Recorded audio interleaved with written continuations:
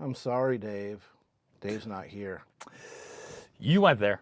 I took that grenade for you. So that's how we're going to spin I'll probably end up taking the beating, too. Hi. Evening, folks.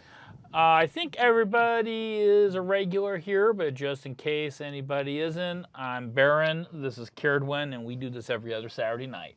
Outstanding. All right. So how you folks been doing? Yeah. So This is rarity. Yeah, indeed. Yeah, we're going to have some interesting stuff from Baron tonight. Special demos, but there are other things that we always do at the beginning of each show. It's our little ritual. This one's a little bit different. Somebody sent Baron a gift. Someone who's in the chat. Where is he? Mad Badger. Mad Badger. Well, you know what I got? Yep. Shall I Jack LaLanne. Does anybody know who Jack LaLanne is? E.T. Oh. Ouch. And of course, Linda Blair from The Exorcist. Okay. I'm so mature. This is why they don't let me in a nice restaurant. But yes, Don't shake it. I'm not trying to shake it. Yeah. Don't let Sediment. Sediment. Yep, I don't get sediment. But yep. This is Mead. Wildeberry Brews Mead. Mead is basically honey, water, and yeast, and let things happen. Oldest alcoholic beverage known to man. Yep. It's so we have recovered mead from or traces of mead from beyond shipwrecks, but just all the way back to before Egypt was even a thing. And it's basically as strong as wine. And let's see here. Let's work this in here and There we go. That's your cue, Dave. Because I can't have this right now because I'm on an Atkins diet, which means no sugar, and this has a lot of sugar. Smells good. I hear the we have successfully cast Summon Dave. Here we go. I have not tried this yet, so this is I've had mead before, but I haven't had this particular. Thank you. It smells good. I'll try it a little tiny bit later. All right. What's the judgment? Can't talk. Drinking. Yeah, this is about as strong as wine. About 16%. And I've made mead before. Yeah. It's not that difficult to make. It does take a little bit of time. Yeah, well, this has a few years to actually sit in the jar and actually settle. You want at least 6 months of of aging. Yeah. Yeah. But but mead, mead is basically honey, water, and brewer's yeast. Yep. That's it. How sweet or how dry it is depends on what the ratio of honey to water is.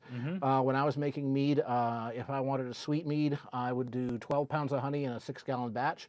If you want a dry mead, like a dry white wine, you do about 6 or 7 pounds. This is a kind of a sweet mead. Yeah, it certainly has that scent to it. Yeah. You can definitely have the orange blossom to it. And the character, whatever flour it's made from, very strongly affects its flavor. You can do, there's something called a cyser, C-Y-S-E-R, which you also add in some fruit as well. Yeah. And then there's Methelgins have herbs, if I remember right. Yep. So, but yeah, this is the oldest alcoholic drink known to man. Yeah. It's not the oldest recipe. That the oldest recipe is a beer recipe, but mead goes back a couple thousand years before. We found the jars that have the residue and stuff like that. Yeah. Thank you, Mad Badger. This is very good. Yeah. Yeah, this is my current drink of choice. It's club soda. That's all right. Yeah, that and yum. Yay. It is, however, working. Remember when I said to you guys that I'm accountable to you for staying on my diet? 2 weeks ago, I was at 239. This morning's weigh-in was 235, so that's 4 pounds. So that's a rate of about 8 pounds a month, which is a healthy rate. Much faster than that, and you're putting a real strain on yourself. Yeah, I think I've scrubbed off like 4 last month. Yeah, we will certainly save Dusty a glass. So yeah. There's a second bottle that we may bust out a little bit later on. Right, or have that with dinner tonight. Yeah. Well, it probably wouldn't go with the dinner. That's true. It probably wouldn't. That's more dessert. So, now that Baron's getting his brain lubricated. Yes. Courtesy to the fine people here in the chat. Yes. Yeah. Exactly. Exactly, Corin. Yeah. Atkins is a brutal hack to your body, but it works. At least it works for me. Hard on your kidneys and liver, though. But speaking of heart, no, wait. I was not going to say that. I was just going to think it.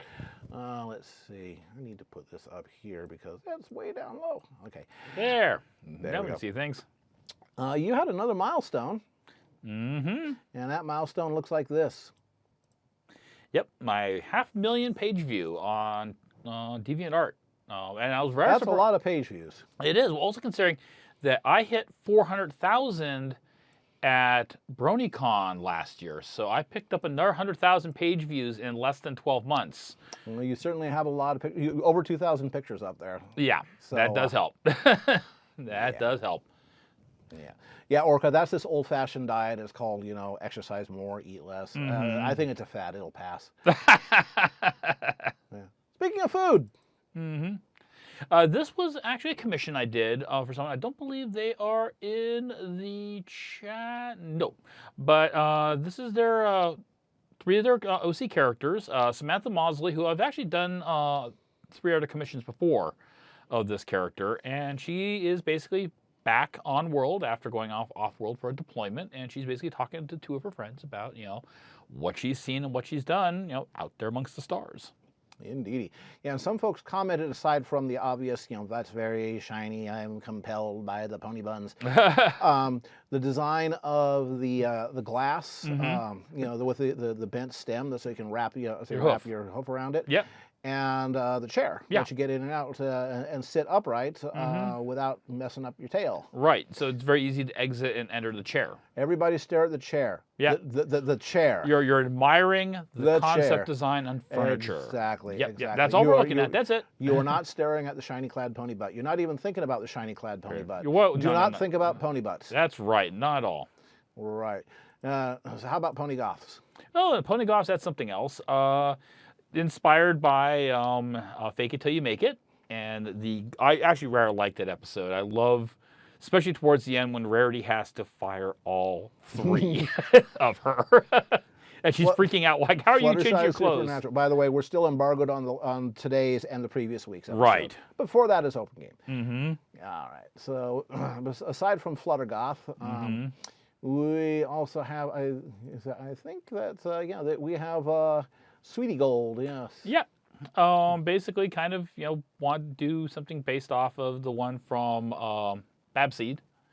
When you had Sweetie Belle running around in the luster powder for Rarity's emergency edible boots. The second picture was from a recent episode. Like 3 weeks ago? Yes. 3 or 4 weeks, something like that. All right. What else do we have here? Well, let's say it takes 1 to go ooh, it takes 2 to tango. Yep, and that was a Patreon reward for Jarrell, who is in the chat. More Sweetie Belle. I'm detecting a theme here. Well, hey, he's been asking me to do a whole bunch of Sweetie Belle after, especially dancing. We're doing a whole series of dancing pictures right now. Yeah, I've seen you've done quite a few dancing pictures lately. Well, it's a good way to get, especially with 2 figures, to get a feeling for how characters interact with each other. All right. So now let's go to Apple themes. Because you're going to be seeing some more Apple tonight. That's right. We're seeing some more Applejack. But yeah, this was one I just got this image popped in my head. So I said, well, I'm going to draw it out. And now it has a home. Probably the one with the chair. That was a commission. Yeah. So, but in the meantime, stare at the apples. And speaking of apples, here's an apple relative. Maybe. I was very happy that a lot of people got the joke reference. The Spathic? Yeah. Spathic, yes. Yeah. Of course, when I saw that, I was thinking, Spathy from Star Control 2. Everybody loves Fwiffo. Yeah. So, those are some teeth stomping boots there. All right, and we have one more.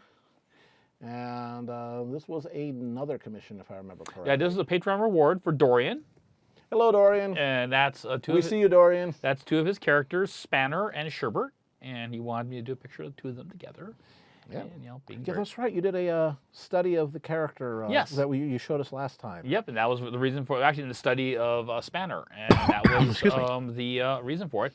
Of course, I did do several other pieces. I've got some stuff that's in the works, but a couple of them I did. Like we either have like this one gigantic thing that says blocked out, censored, or sensor plushed. Yeah, gigantic sensor plush. But it's like there's no way you can work this one around and not have you go, is this good for any ages? All right. Well, that's how any ages were created. So yes. Anyway, all right. So, excuse my horking and choking on myself. The joke for spathic is that's a term used in geology to describe a cleft that has good cleavage to it. You can take it from there. There. All right. Baron has a spathic brain. Yes. Or is that spastic? Can you have a spastic? Indeed. Yep. All right. All right. You'd have to get that from the original commissioner, Prowl. So anyway, we do have something a little bit different for today. Baron is going to be giving a demonstration on shading techniques. Specifically shading techniques with pencil graphite, as well as how to deal with certain types of art instruments that are a pain in the bahunkus. Yeah. 3 identical base drawings, and I'm going to go in 3 different directions with it. Yeah. With lots of apple butt. Yeah, and also this is going to show how the different type of working surface you have will have an impact on how you will get certain effects. Yeah, Baron's going to be the original Slim Shady. There you go. All right. There you go. Thank you, Cat's Paw. All right. Catch you later, JoJo. Yep. All righty. So, we about ready to get started? Let's go ahead and get started. I have a button that says get started. Okay, it looks kind of like this. Step 1 for getting started is changing my glasses. Indeed. A cliff that has good cleavage. Going to leave that one alone. You are a very, very wise man, Vila. All right. All right, change Lego, but thank you very much. Like I said, the dark glasses are the safe glasses there. Yep.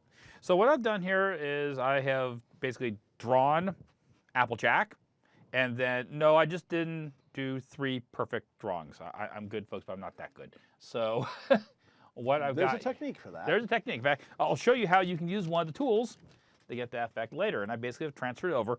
What we have here is, this is the vellum paper that you guys have seen me do a lot of my drawings with on the stream.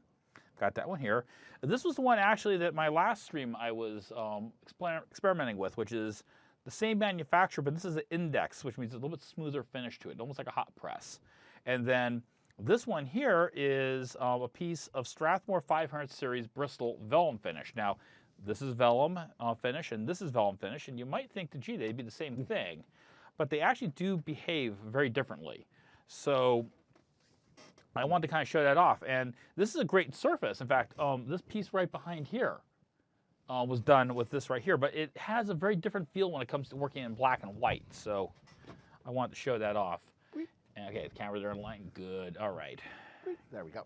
Little technical adjustments there. Yeah, we got that. Now, when you guys watch most of the streams, you've seen me, and I will basically be working with these 2 guys right here, mechanical pencil. It's my preferred method for quickly cranking out. And I'm going to show a little bit tonight with this, but I'm also going to, and on this and some other pieces, I'm going to demonstrate some other materials that you can use with graphite to get all kinds of different effects and everything. No, AJ is not holding a bedpan. She is holding coiled rope. No. Although I think somebody said, who was the most hardcore pony in all of the series? It's Mr. Cake for that scene when he actually had to change, one of his kids' diapers with his teeth. Yep. Oh, that's a hardcore parent right there. Yeah. So we're going to start out here. Are all these basically in frame with the camera? Are we good on it? Okay, all right. Yeah, it's good. Sergeant Strangelove, yes. All of the streams are recorded by Picardo. If you look underneath the videos, the video window in the Picardo interface, you will see I think it's either called recordings or videos thing, and it's the last 12 shows. and also Smudge occasionally pulls down all of them and uploads them to the Smudge Marks Engel Works YouTube channel. Yeah, she's basically been putting up about 3 to 4 a week. Right. So she's getting caught up. Yeah. For it. So, courtesy commission, Velu. Says Sergeant Strangelove. I thought it was Dr. Strangelove. No. Well, you know, he got drafted. Yeah. So I am going through on this, and these guys are very similar, but there's certain advantages. This one here is very easy to go dark with this, but this is a very tricky one to erase. It's hard to actually sometimes, you may not be able to see it here with the camera, but it's a little bit harder to actually get certain lines to come out of it. Let me zoom in on that a little bit. But it takes the graphic, because it has a little bit of tooth to it, so it takes my graphite very, very, very quickly, and I can get a dark color with very little effort. But I do have to work a little bit more to get even, consistent.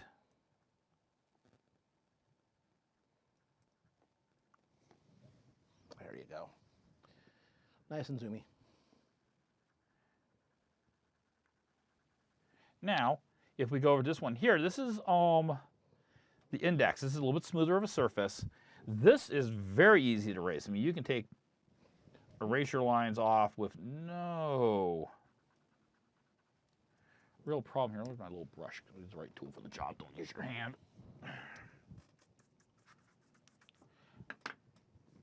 And you can get very, very smooth, even shading with it.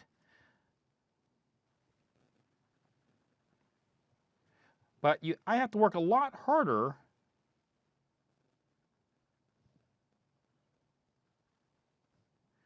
to get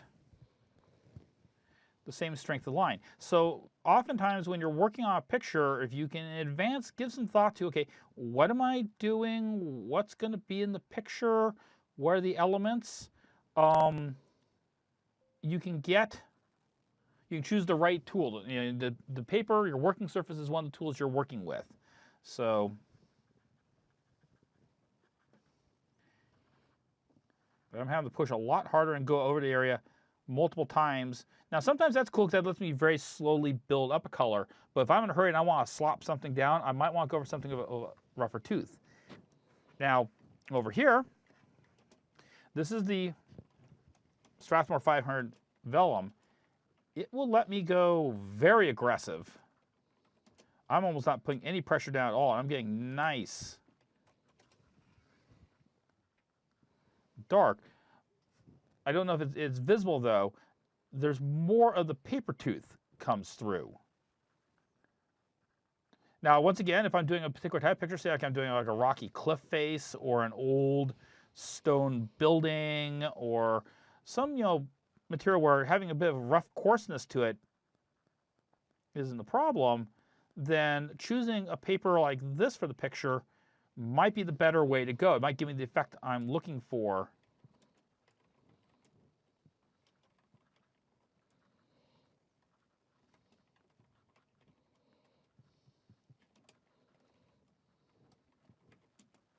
So along with what type of art tool you use to actually do the drawing, your selection of your working surface will have a very profound impact on what your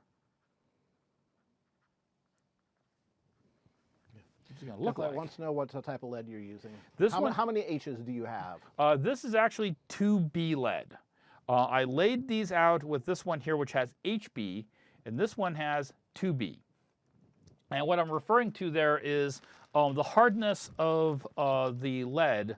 The more numbers with B, the softer and darker it is. The more numbers with H, the harder and lighter the line will be. H is hard, then B is nice and soft and squishy, like butt. Yeah, bar butter. There you go. That's another way of remembering it. So, I'm just helping. Yeah, your help. Yeah, thank you. Thank you very much for your help. I like it. In fact, here I can give you kind of a little example here. I'm pretty sure I threw both of those in there. Yes, I did. All right. Okay. I'm going to do this actually on a little bit of scrap paper here first. Okay, let's see. Let's get one of the ones that's got the vellum tooth to it. All right. Okay. Now, I usually work with mechanical pencil because I have a particular technique I like to work with, and I've developed this, and it works nice and quick and fast, and, you know, fast is how I get my paycheck.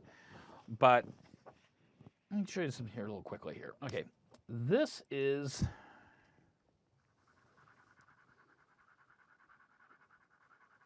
HB. This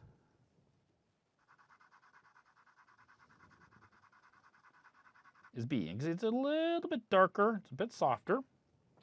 Okay, when I was using in my mechanical pencil here, this is 2B. I'm using the same amount of pressure. You can see how we can get darker. Actually, I'm going to grab one that's intermediate. This is a 6B. I believe this one comes up as being a 6B. So this is a bit, you know. Now, Ungate was the first of the Michael Crichton medical panic movies, except that it was so close to reality that apparently Mr. Crichton got interviewed once or twice, who talked. Yeah. Type of thing. And this one here is 9B. And 9B, you can see, is very easy to lay down a nice dark line. Now, there's a trade-off, though, with this. The softer you are with your lead, the easier it is to have it smudge or smear. HB, and this is what they call a stump. It's a relatively, just a compressed piece of cotton fiber here. And, it will blend something. I got to kind of push hard. And this can be done as a shading technique. Some people really like working with stumps to get blending. B is a little bit easier. And I can get a little bit darker effect. 2B, even easier. 6B, I'm not even pushing, and this is just, And then when you get to 9B, it's almost waxy. Yeah, it's almost waxing. And in fact, you have to be really careful in 9B because you can just put your hand down like that and you can get stuff on your hand. So you have to, if you're working with 9B, you've got to use tissues and things like that to keep your hand. So you can do blending. Yeah, Nazumi wants to know what the difference is. More clay substrate to graphite ratio for yes, for the H. Yeah. Yeah. That's why. So the H's have more clay, right, are harder, while the B's have more graphite, which is actually very crumbly. Exactly. So you can choose the right tool for the job. I find 2B is a good all-purpose. It gives me enough combinations of going dark. The point won't collapse on the very first touch. Right, because that's the other thing is that when you're working with the softer leads, you've got to basically sharpen them more often. So let's get back here to AJ here. And for this, actually, I'm going to show something else now. Here. Okay, so I'll go ahead and show some other traditional, like I call friction blending techniques here in just a moment. But I'm also going to go here and I'm going to show you something else. Because there's another way you can go about getting shading. This isn't the perfect working surface for this, but I think this will help convey the idea across. And I'm going in and just put some. And here you'll notice I'm not really trying to get super tight or finish. I'm just trying to get some graphite down. And there's a reason for that, and I'll show you in just a moment.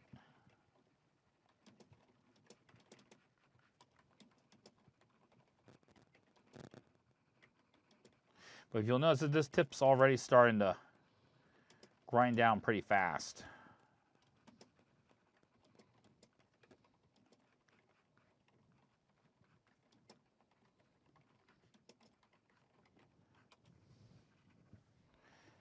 Okay, I think that'll be enough to do what I want to do here. Okay, now some of you guys might be able to see this on the camera. It's shiny silver paint, so it does make it hard to read lettering, but it says sketch wash. And the question might be, well, what the heck do they mean by, I mean, it's a graphite pencil, What are you talking about if it's a sketch wash? Well, This has got a particular type of clay in it. This is just regular, ordinary water.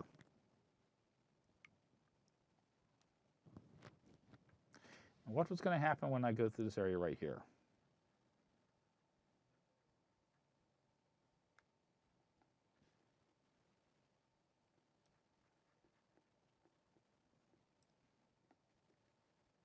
It's almost like using the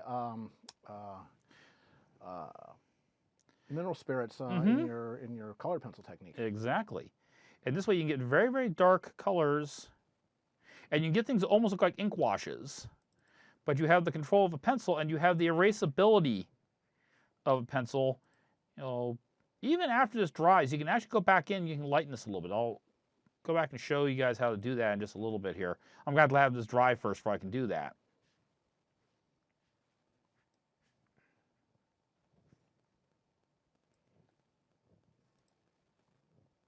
Yep, just water, Death. Just water. Plain old tap water. Nothing fancy to it. Yep. It's working more with the clay that's mixed in than the graphite itself, although the graphite will get picked up and moved. Exactly. And I mean, you can even do little tricks like, say, take the sketch wash pencil and go and actually dip it in the water. Yeah, Monkey, he's using sketch wash pencil with a little bit of water to, say the combination of the two lets you do techniques similar to Baron's color pencil techniques, but with ordinary graphite. Mm-hmm. So it's basically a blending tool. Mm-hmm. And of course, like this water, it's completely non-toxic, so it's a perfectly safe way. So if you're someone who's like a little bit kind of can't really be around a lot of chemicals, that's an alternative. They also make this in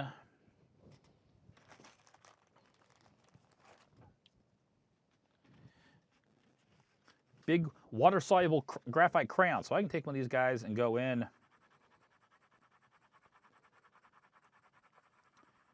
Let's see if I can pull something off here with this. This is an experiment, folks. Our research is going on. We have ways of discovering the new art techniques.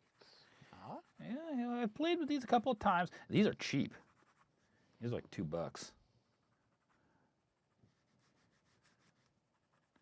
Now let's see if my little bright idea is going to pan. You're on a ship all filled with pones, pones, pones, pones, pones. Yes. You're doing a Dow. More or less. Or is it a junk? No, more of a Dow. Dow, D-H-O-W. It's a, by the way, that's a generic term. Yeah, it's a Latin-sailed ship that is still used today commercially in some places. The Indian Ocean, Red Sea. Yeah, from the Middle East. Mm-hmm. Yeah, that's right. Because Baron is really into shipping. You see him an awful lot in Ander. Yeah. Hey, Okay. Auntie. All right, so I'm going to move this over here because I know this is going to bleed through a little bit. I don't want AJ getting extra water where I don't want her to get wet. So we're just going to move that there for just a moment. We'll bring her back in a moment here. Am I in camera? I am playing the game of chasing you. Don't worry. Okay. There we go. There's some of that and some of that. And Aha. look at that. Look at that. And that's just water that's doing that. Mm-hmm. Yeah. Bet you didn't know that, say that clear water could turn things, say, so black, did you? Mm-hmm. It's essentially collapsing the pile of graphite and clay down into a very thin layer of graphite only. Yep. And once that layer is thin and even, graphite and graphene are about as dark as it gets. I think Vanta Black's a variant on that. Yeah, and this is, and I'm not working on paper. It's really optimally designed for this. This is, glorified copier paper I'm working on, and I'm still getting, these results and effects. Yeah. So what type of ship hulls would you find in Ander? Well, again, it's what, 12th century or so? Mid 14th century. Basically 14th century Horn of Africa. Yep. So you know, you might find some very early caravels coming down to visit. You get, Vikings got everywhere, so you might see an occasional Viking oh yeah, longship. well, Legends of Valhalla has an office in Ander. Yeah, there you go. And of course, you know, the Dows are the local, you know, indigenous craft, and you might even find again a junk or two from from the east. Yep, Empire of the East, AK. Actually, there's a lot of junks now in Ander because a whole lot of them have basically switched sides and. Yeah. The large water soluble pencil. The brand is Lyra. Yes, Lyra. Yeah. No, I don't have one called Bonbon or Swede Drops. Yeah. Working on it. So you see, I just did that very, very quickly. Does Baron like getting fan art? All artists like getting fan art. There is one of the easiest ways to make an artist, you know, smile is even if you're not like, you know, Mr. Great Artist or whatever it is yourself, draw their characters, draw something that's like somebody drew for me. Oh God, I'm so touched, and they mean it. They mean it because again, artists get fewer fan art, you know, things drawn for them. You know, I mean, good artists get fewer pieces of fan art than, you know, artists who are not established yet, because everybody's intimidated to draw it. So draw Patina. So draw Rosemary. Yep. So you know, like I say, really, really quick. And this is and you know, brush, just take it in the water, clean it. I'm just using a regular watercolor brush with this. I'll let this dry and I'll come back and I can show you some little cute things you can do with this once this is dried. Let me pull out something here really fast and show you guys something. I'll be going over some of these things in a little more detail tonight, but I just want to kind of do the fast tour initially here and get some things out of the way. Let's move that out of the way, actually, and bring this up. That looks vaguely crooked, so I'm going to fix that. Okay. There you go. Oh, so the mat was crooked. Okay. Yeah. Like, wait a minute, the camera's off. I thought I just adjusted that. I'm that good. Yeah. So another way you can also get a lot of area coverage really fast. Like I need to do a big area, and I'm not going to use water, but I want to get some coverage down. Is you can use woodless pencils, and what this is basically one big chunk of clay and graphite, and this has the advantage that this entire flat surface here. You can get some effects. Yeah, it can be used for, say, like a sky around this picture. This little.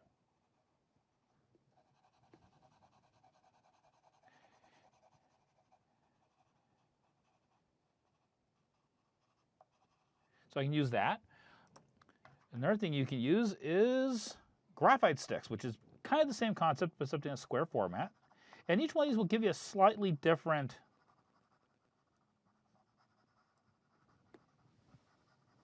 look and feel. See, this one gives a little bit of a different look to the clouds and the sky.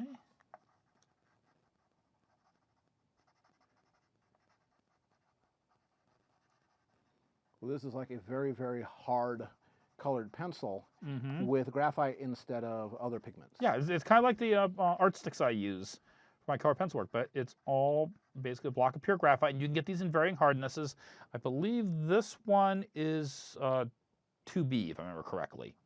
Yeah, a generic. Actually, Baron's going to have a segment a little bit later all about how the heck do you sharpen these giant pencils, and you know the pencils where the lead, you know the graphite will will crumble if you look at it funny. Yeah, so that will be upcoming. Stay tuned. So use that guy right there, or yes, the big weird flat ones. Yeah, the carpenter's pencil. Yeah. Yeah. Yeah, so, again, carpenter's pencils are like that, and in fact, some artists do use carpenter's pencils. Once again, they can be very handy for doing certain large area effects. If I'm working on a large piece and I need to get certain effects, and once again, especially if I'm not doing something trying to do really tight, but I want that kind of a rough, coarse feel to it. Pop quiz. Everybody knows it's Boris and Natasha, and then most people know it's Boris Badenoff. What is Natasha's last name? Let's see if any of you guys know that one. Hey, Larry Flank. I believe this is your first time to the the stream, and I'm happy that the package arrived for you. All safe and sound. That was the whole idea. Yep. Natasha Fatale. Some people also called her Natasha No Goodnick.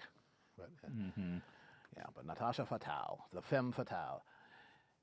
And Leatherflank says that you inspired him to get starting again. Good. That's part of the reason why I'm doing little things like this, and I hope to do some more of these in the future.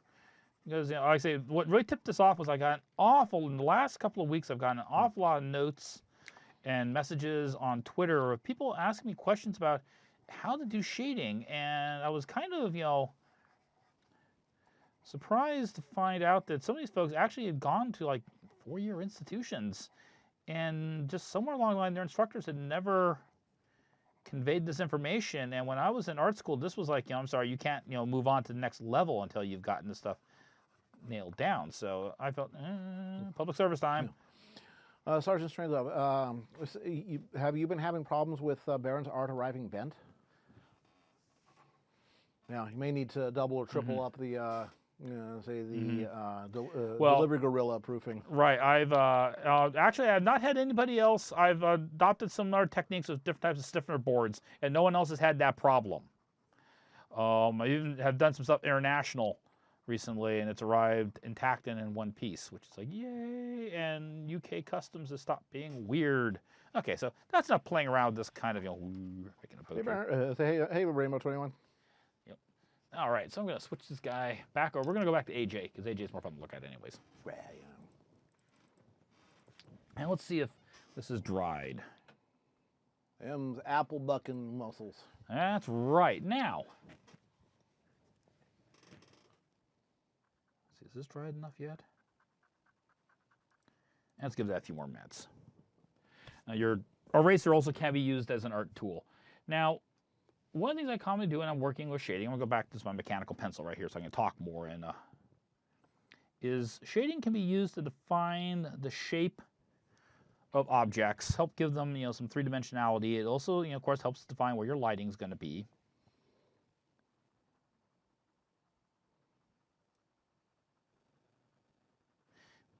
We'll go shader butt. Why? Because it's close to me. Yeah. That's my reasoning for it. Yep.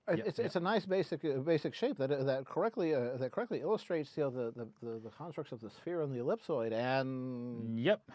Yeah, well, I will let you keep saying that. Yeah. I love ellipsoids.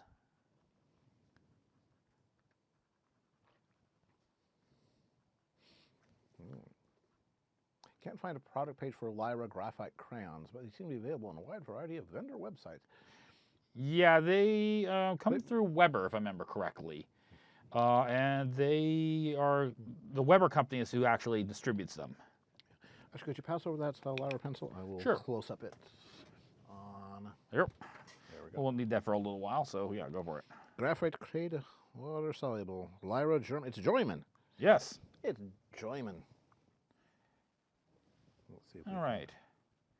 And once again, I'm going to kind of just start here and I'll show you how the different. This is the Strathmore 500 series Bristol. This is the Spring Hill Index. I do want something here, though, for my hand. Hang on a second. All right, there we go. All right, it's gonna cover this for a moment, but I just don't want to have any smudging or smooshing occurring. There's your SKU. Don't know if you can read that. And then back to. Yep. Graphite Creative Wasser Vellum Graphite Crayon Water Soluble. Yeah, that is Lyra, Germany, which is a Philo group company. And its SKU number is number 5630106. Here you go, sir. Thank you very much. All right. So, yep, we are shading apple. Okay, I need to move over, don't I? I will move over. Back down to more than the center spot where it's working. Okay, so once again, if you guys can see, There you go. a lot more, kind of a pebbly type almost texture here. The 4-button view. Here, much smoother. This one's going to be the Vellum Craig Hill Digital. It's going to kind of bridge the gap between this and this on ease of shading.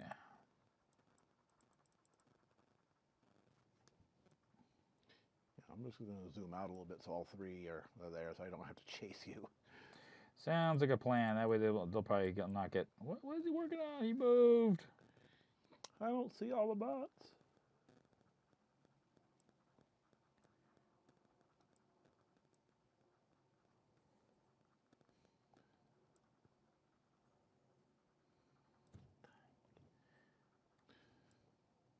And I've had to reverse the camera, which is why the initial movement is always, what direction is that? Yeah.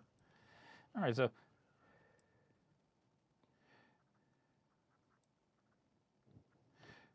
There we go. Yep. Yeah, Rainbow, what Baron is doing is 3 different shading techniques and say on 3 different types of material to sort of demonstrate what's going on. Hey, Clear Skies. Hey, hey. Art Daz, are you new? So Art Darks? Yes. Art Darks, I believe he is. Yes. He, she. So he, she, them. So once again, using my lines here, her leg kind of curves like this. So I'm going to draw my, and I put this dark line down here. That A tells me where I need to stop, and B, when I start shading, I darken that part up automatically, so you automatically get that nice kind of edge highlight that we're looking for. Let's get taper off our pressure a little bit here on the hoof, so we get darker again, lighter here. Kind of, showing some reflected light down here from the ground.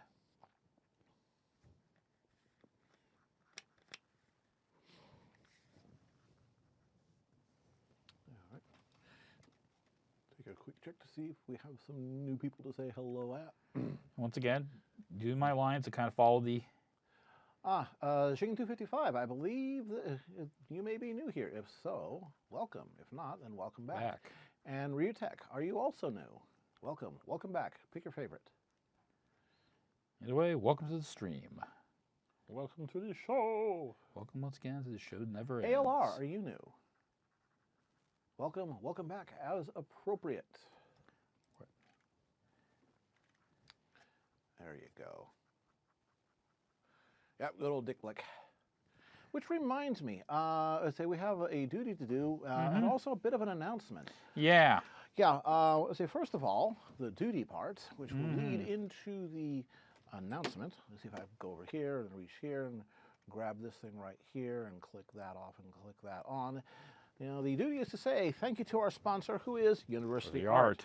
University Art is a high-end art supplies and framing shop with branches in Redwood City and Sacramento, and the subject of the announcement in San Jose shortly. They have a very knowledgeable sales staff who are all artists themselves. They're not on commission, therefore they're free to give you good advice that is unbiased by whatever the most expensive thing is. Again, their framing shop is excellent. They do museum quality work that will keep your art looking great long after we have all turned to dust. Then we can frame the dust. And again, they also have workshops and demonstrations and craft fairs and all kinds of good stuff. They also occasionally will lend us an employee or two to be our guests on the show. So we want to say thank you to them for keeping Baron supplied with art supplies. And now the other announcement. Unfortunately, their San Jose branch is going to be closing on May 8th, is it? 6th. May 6th will be the last day of business. Right. Yeah. Again, University Art is still going to be around, but they're going to have 2 stores instead of 3. Yep. Weirdness to do with the building and leases and this, that, and the other thing. And it's expensive to do business in San Jose. So anyway, again, they're just going to move their great San Jose employees up to the Redwood City store, and you'll be able to see your favorites there.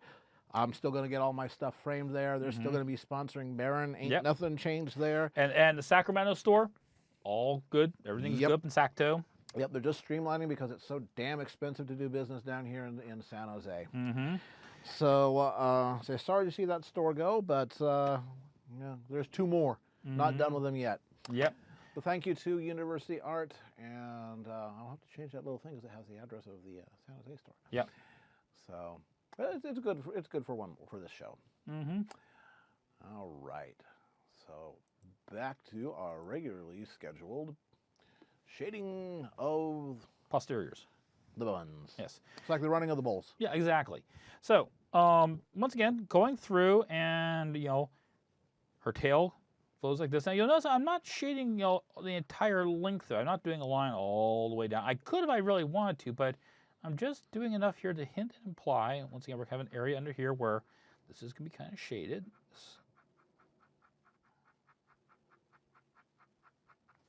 Now I'm doing one thing here, so I'm not moving this around as much. I would quite often start turning and rotating the board, but I'm going to try and keep these guys 1, 2, 3. Yeah, so you can kind of see a little bit easier how the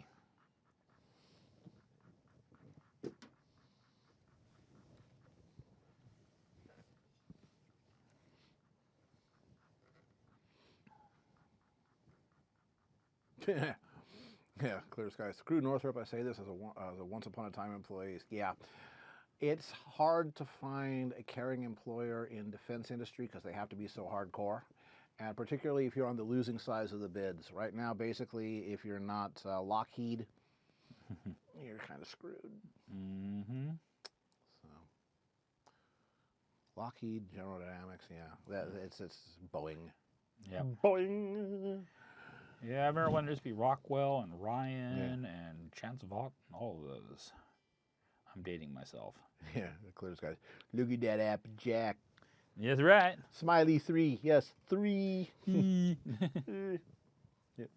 Oh, new toy, folks, new toy. Hey. Oh yeah, show off your new toy.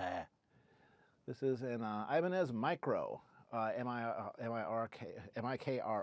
It's a three-quarter scale guitar. Some people say it's a kid's guitar. It is not, although it's suitable for small people there. It's just much more compact. So there's something that a lot of people who play guitar a lot, they call couch guitars. That's what you play with when you're sitting on the couch watching TV. And something fairly compact is a good thing.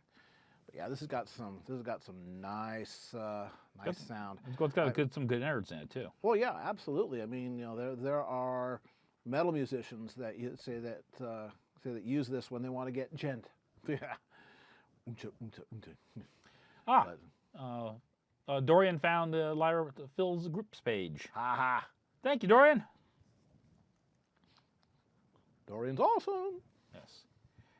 And so once again, I've changed pencils here. I'm on a B.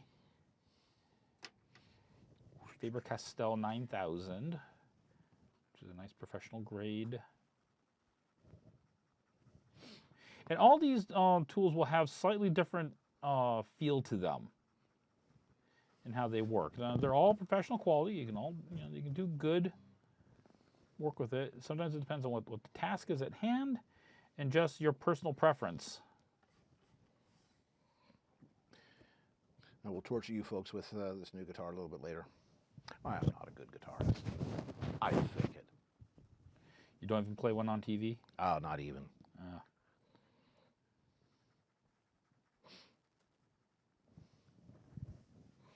Fairchild definitely got a good investment on the A10. Well, so the country got a good return on the investment.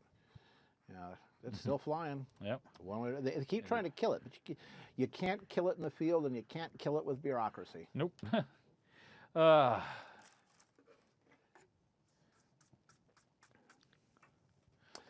Sky says that Clear Skies donates a portion of his convention sales to the pins. Yeah, what's that? The pins in particular. The pins in particular, to help support the families of the troops at Fort Campbell, the 160th, and again, $100 worth of pins. So sweet. Mm-hmm.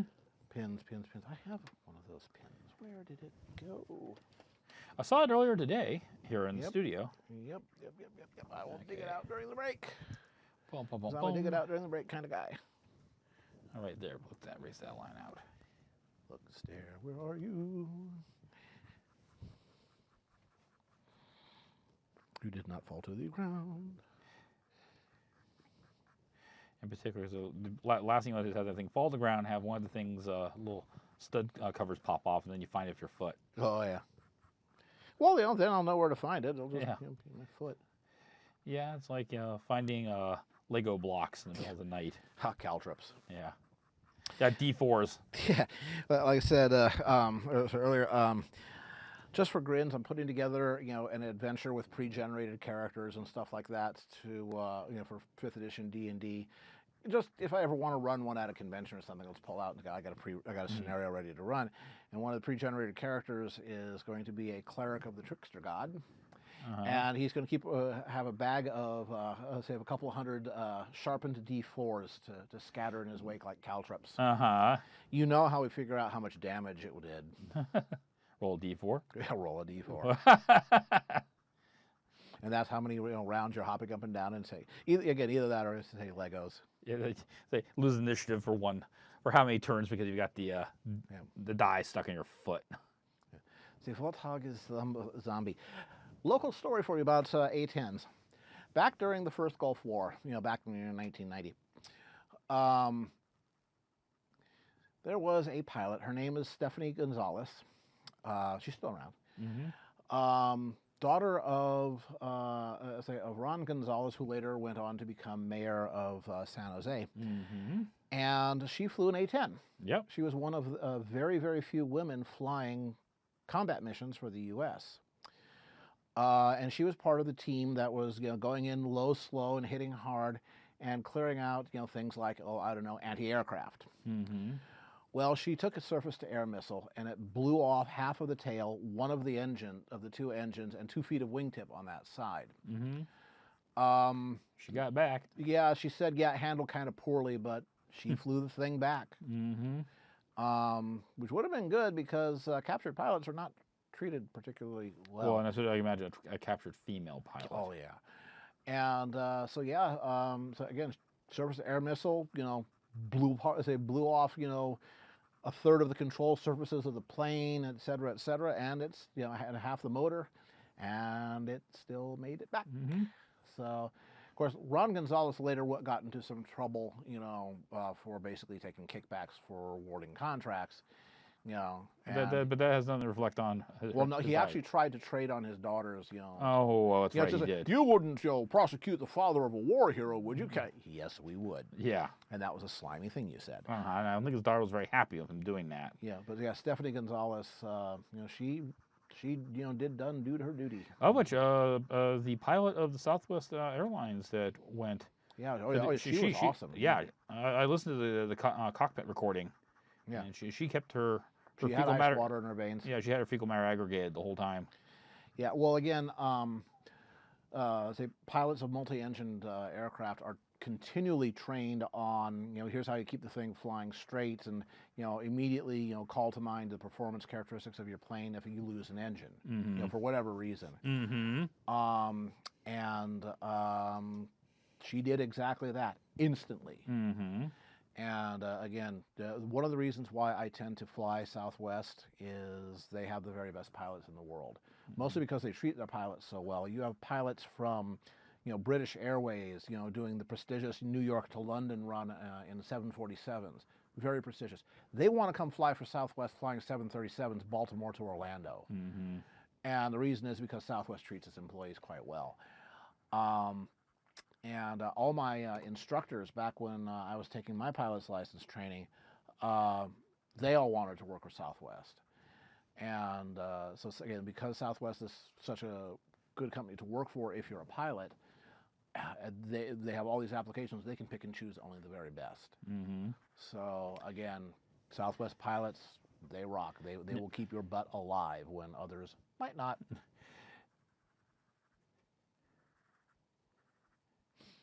Let's see. F4 Wildcat and Invasion Stripes. Thunderbolt, the thud, the jug. All right, we're about 6:27 here.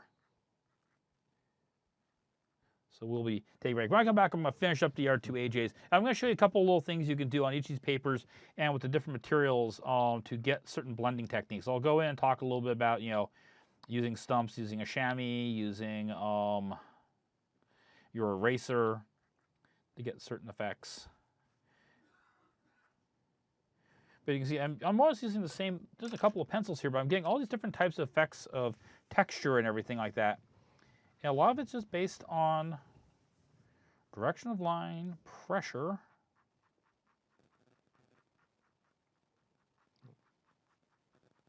Yeah, Southwest flies more 737s than anybody else. That's the only thing they fly. Yeah. So if there's going to be a problem with 737s, they're going to find it first. Them in Alaska. Yep. Of course, Alaska had the problem with the, I think it's the rudder control jacks. Mm-hmm. The rudder elevator, yeah. But again, I think there's something like 10,000 737s flying. It is the like most common airliner in the world at the moment. Yeah. It's kind of the DC-3 of our time. It is, and you can trick them out to take off and land on very short, unpaved fields. Yeah, I think Adak, one of the Aleutian Islands in Alaska, has a 4,500 foot gravel strip, and there's a 737 kitted out to fly in and out of that. Yeah, Aeroflot flies some. Yeah, now some of the mining operations up in Siberia, like that. Okay, it is 6:29. Why don't we switch cameras? Yeah, actually, most airlines. They take their advice on what inspections and maintenance to do from the manufacturer, not from the FAA, because the FAA is highly politicized. All right, so Qantas has an excellent safety rating. Yeah. I think they currently have the best safety rating in the say in the world. And they routinely have had the longest flight times. For destinations, which is why you have to be really, really good about your safety, because you're flying all kinds of places where there's going to be nobody else around. All right. Okay, folks, it's time for the first of several breaks. Going to take 5 minutes. Going to give Baron a little bit more brain lubricant here to keep him going. Yep. And we will see you in that many. Get up and stretch. Go be biological. See you guys. Button. And we are back. When this is the toy, it is like a guitar on your smiler. So small. And it sounds like this.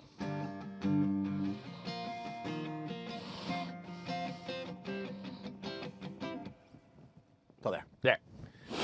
Oh, but now I'll stop doing that. I need to ask George Rivera again if he wants to be on the stream, because he can bring his Stratocaster in, and it will sound nice. Yes, so because he plays that thing all the time. Like a guitar, only. This is small. So we're back. I'm going to get back to this and get some stuff finished up, and then we'll move on to the next thing. I think by now, my area where I blended over here, changing glasses. Glasses changed. All right. Thank you, Lego. Let's see if this is dried up enough now that I can actually... There we go. Okay, yeah. So one of the things you can do is that, unlike, say, if you've done this as an ink wash, I can actually go in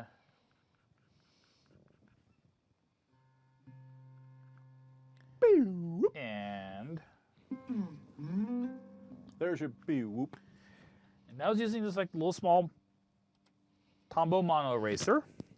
But there are other tools at your disposal. Let's see here now. I think this is dried enough that I'm not going to go boring a hole in the paper. This is a battery operated.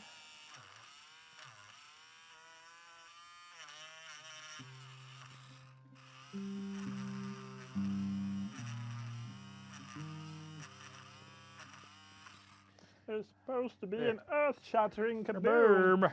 The Illudium Pu-36 explosive space modulator. That awful Earth creature has stolen the modulator. Indeed. Or another trick you can do. Another trick is, once again, your eraser can be used to fix mistakes. Your eraser can also be a tool you can use to get certain effects. So let's go up here, like this area right here. I've got some dark. Let's say, oh, wait a minute. I made that darker than I wanted. Just by going in,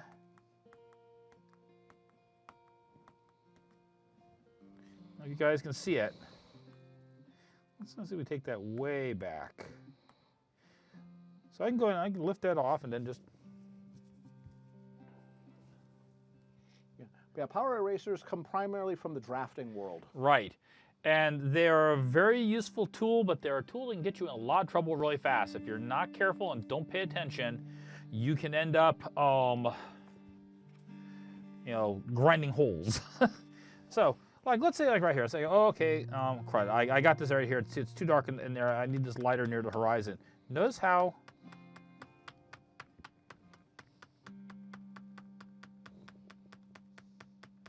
I can just take that area up. And it all ends up on. And then you take your hands and you kind of mash around like this, and you're back to a clean start. Let's see about this. Let's see if this is actually lightened up some here. If I can actually dry it enough. Yeah, I'm dabbing off some of this. So I can like say, oh, okay, I want a curve in that sail. I made this too dark, and I want this to be the light area here, because let me say the sun's coming that way. This is going to be the dark curved part of the sail. And sometimes you just need to, you know, take a little bit off, change it a few percentages, and that's all you need to get the effect that you're... Another thing you can do here,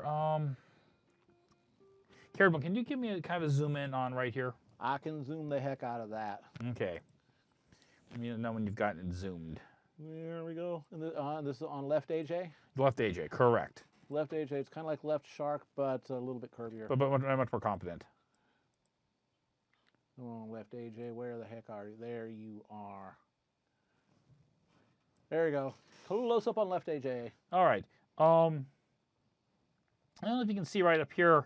I've got a spot where when I was doing my shading, I didn't quite get it quite right. So it's lighter here and darker here. Once again, I'm not actually erasing. I'm just lightly dragging the eraser, and I can just pull the color to get the... So that way I can suddenly get this nice even tone. That can also work in some cases where if you've got an area, if you are doing line shading like this, where you're doing just all through space lines, and it's too long for you to get your strokes, so you have to like a here, and I'm going to go down here. You can use it to kind of even where your two blended areas are kind of meeting.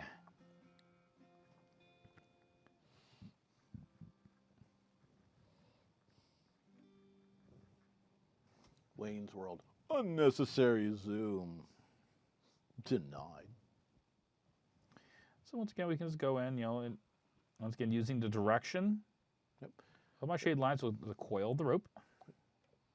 Erasers for drag blending and not just erasing. Mm-hmm. Yeah, exactly. You got a hunk of rubber. How can you use it as a tool?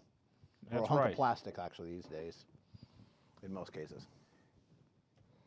I believe kneaded rubber erasers still are actually rubber. Yeah, kneaded erasers are, yeah. The drafting erasers, they're Oh, almost, yeah, those they're are almost all, they're actually yeah. plastic. Yeah. In fact, they even say so. Plastic eraser. Yeah. I mean, I've got one here. You can definitely tell it's plastic. With the Stabilo. Actually, it's one here from Milan, the Milan Technic. And this guy, and this is kind of handy if, you know, you got the big area. It's like, whoopsies, I got to erase a lot. Okay, fine. I can, you know, go in here and...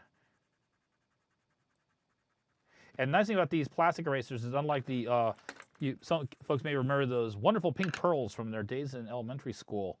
They don't tear the paper surface up as quickly. So you have a little bit more control, yeah. Yeah. And a little more forgiving. Yeah, that's the only problem about Rubber Vixen, I cannot be used as a blending tool. That sounds like a challenge. I'll bet you can, given the right incentive.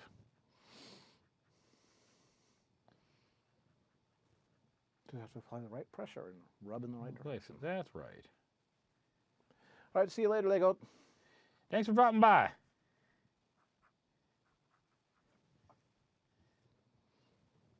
Let's see. Anybody else here? Who is new? If you're new, chime in. Don't be shy. Sing out. Let's see who we got here. I'm going down this there.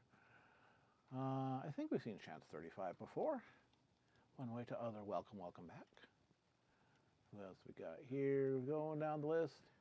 Oh, and I think everybody else here is a Regular. veteran of the wars.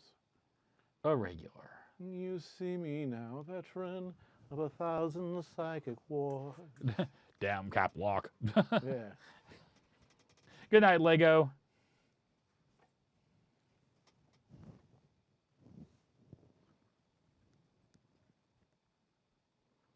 Bad guy.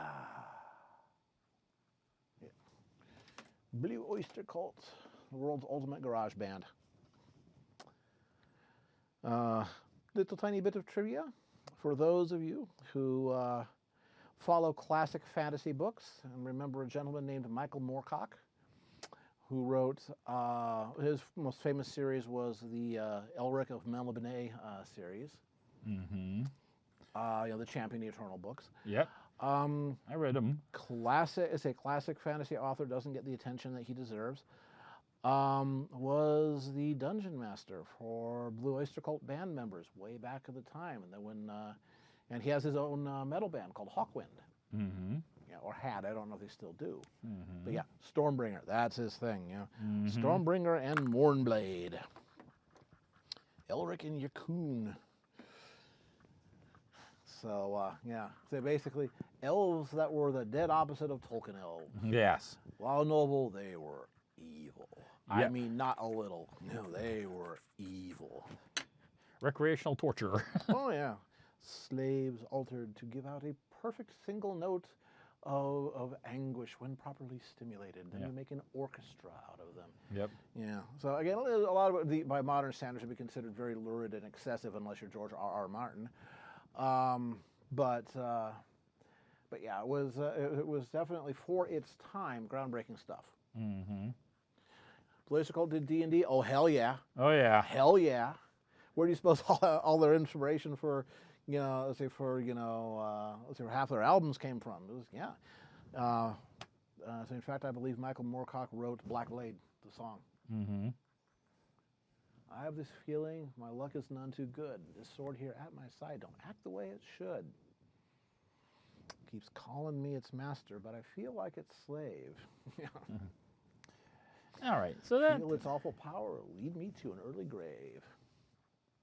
All right. So that kind of that gets. First AJ. This gets Vellum finish. Craig. Hillspring Digital. AJ done, and just basically once again going back in, Yep. just using a few lines just to kind of Yep. pop up edges of. Yep. I didn't do it. Woo! I have witnesses. I was here all day. Yep. We are not too far away from one of the main thoroughfares, which, it has all the policia and fire people going up and down all the time. All right. Say somebody woke up San Jose. Yeah. Well, there are parts of San Jose that never sleep.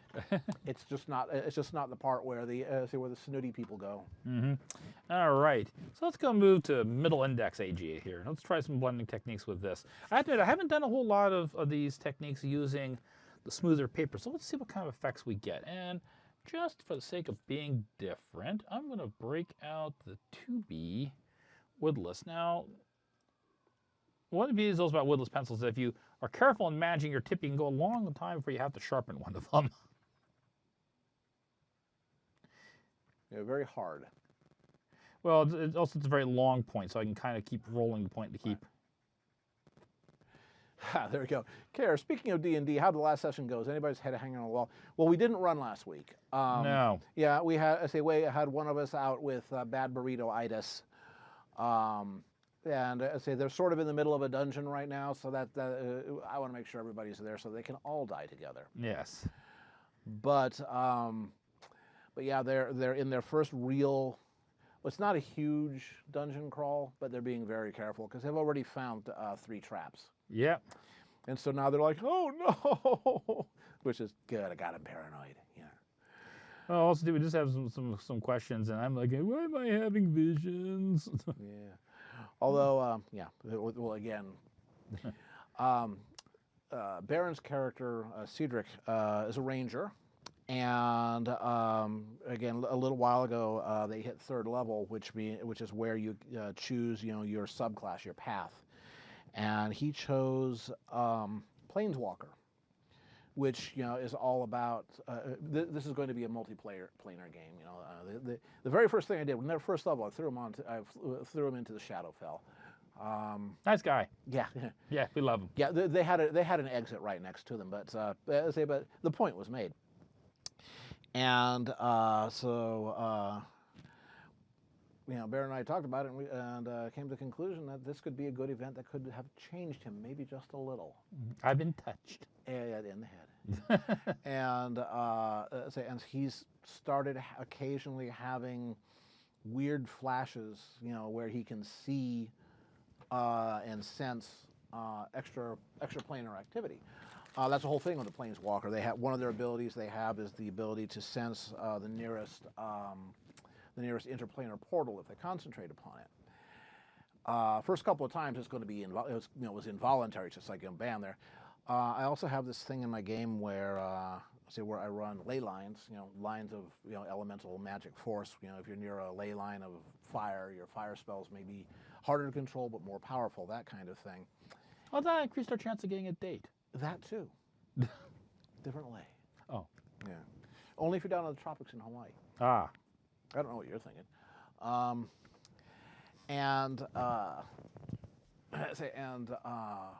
In the Shadow Realm, there are these slightly less dangerous pathways blazed through it that that those who travel that way sort of try to keep open. It's sort of a second world, as it were, and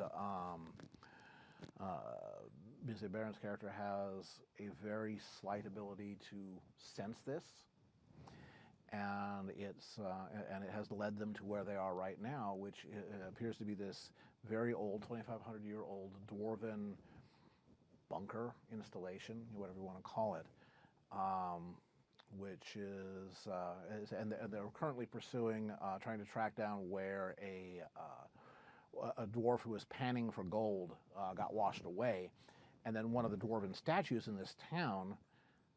Windle Giant Robo. Yeah, exactly. And just where is it? There's supposed to be 6, on the bridge. Now there's 5, and apparently it sort of led the way down to this bunker, and they found it just sort of hunkered down outside, and oh, what a mess they found inside. Freshly splattered goblins everywhere, but they still haven't found that dwarf that they were looking for. They have suspicions. I like it when they're suspicious, but we'll see. Suspicious. Yeah. Okay, so now some of you might have been noticing, as while everyone was regaling you in our tales of adventure and heroics, that I went in and I did some blending with a Q-tip. Same old Q-tip I like using when I'm using the odorous mineral spirits. Yep. Well, you're doing the same kind of thing. Yes, but it'll give you a slightly different look than if you go in with a stump. Yeah. Well, the stump is going to have more effect on. It's going to have more effect on the paper and pick up more.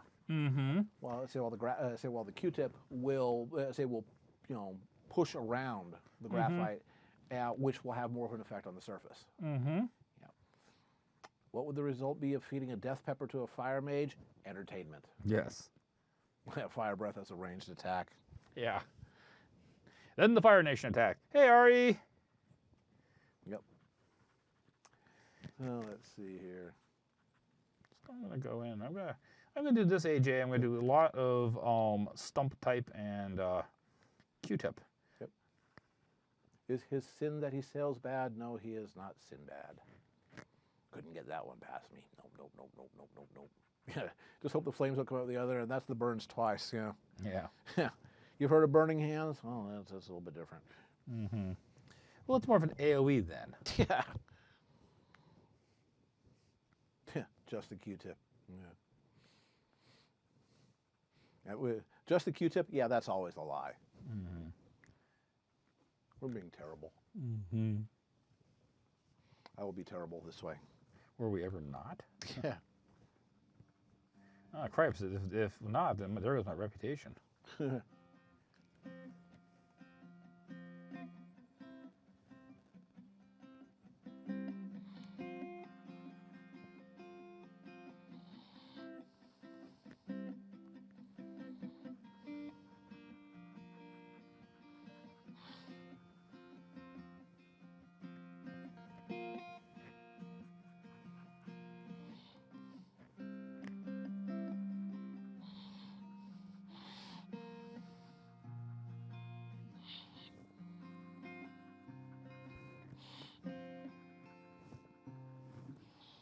Strings are brand new. They're all stretched out. There we go. Tune, tune, tune, tune, tune. All right. Pinkie Pie Rubik's is horrible. Broken only 10 minutes. Ugh. All right. So let's go in here. Yep. Pepper eating contest. Burns twice. Thunk. There we go. You see, once again, we get. Yep. I will now play the electric tongue. Thank you, folks. That's Cared One performing every night live here at the Sands. Once again, just going in, just lightly. There we go. Oh, you're going to be at Anthrocon. Cool. Yes. You going to Anthrocon, Mr. Barron? No. Yeah. It's too close. It's too close to BronyCon and More to Othern. Yes. Yeah. Besides that, I want to hear all of Robert's wonderful stories of dealing with the state of Pennsylvania Board of Equalization, because I dealt with them before myself in the past. Ugh. So I still have the scars. Let's see. Going back. Oh, of which, of course, guys, did you get everything squared away with California? So now you had some questions about that. Also, what about Midwest Fur Fest? Midwest Fur Fest, probably not, because that is way too close to the holiday. Now, what I may do is I may look at something like Cider Fest or something like that. I'm going to see maybe if they'd be interested in sponsoring me as a community. Yeah, I've heard good things about Cider Fest. Yeah, as a community guest. I'd be willing to go back and basically teach, drawing lessons and everything like that at the... There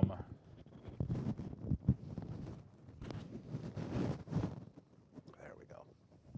So, apparently Rebel Scroll is now working registration staff. That's right, volunteer. Ah.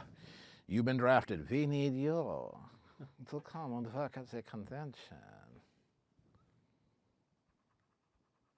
Oh, first they didn't. Okay, let's see what this is.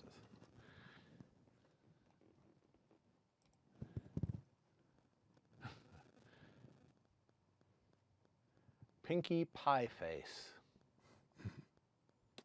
Only at Toys R Us. Well, it's doomed now. Yeah. Yeah.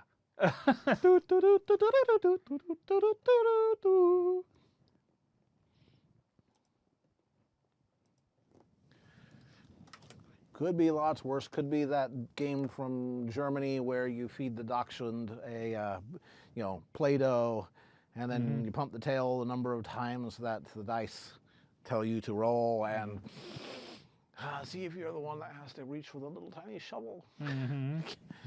Dude.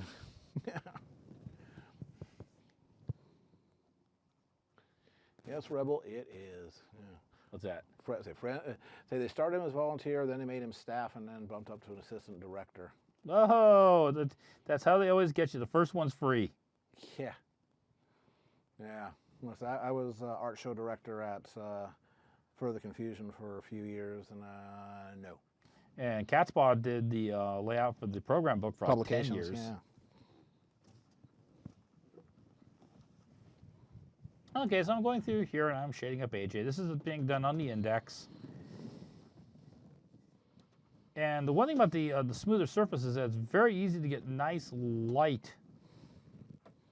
Light, even, consistent lines. Right. So if you're working on a piece where you're going to have an awful lot of that, then this is maybe the paper you want to choose for that job. And then if you're not entirely happy with it, you can go back in with your Handy dandy Q-tip. And I am just And barely, change your mind. I'm just barely kissing the surface on this. Get the... Now, generic. I forget the name of that game, but basically, again, you pump the tail end. Pretty soon, you get a Play-Doh poop. It's kind of like a form of Russian roulette. yeah, pretty much. Except it's German. Yeah. I'm going to look that one up because I'm just horrified enough to and amused. See if you can find any links to any German TV commercials for it. Here we go.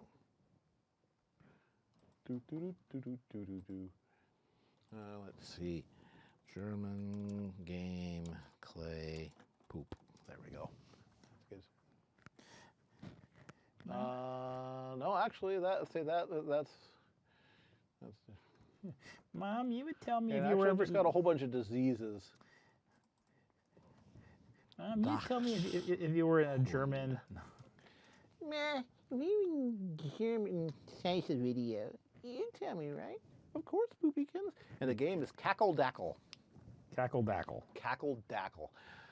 Let's see if this video is sufficiently horrifying to destroy you all. Let's see. Yep.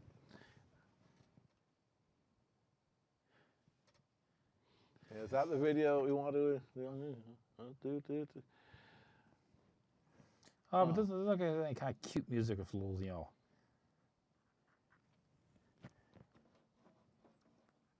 Oh, good Lord. You need to change that dog's diet. There we go. Okay. I thought this was supposed to be safe for all ages. Well, this is a kid's game. Okay. Obviously. No, poop jokes and fart jokes are for kids of all ages. Here we go. Cackle Dackle.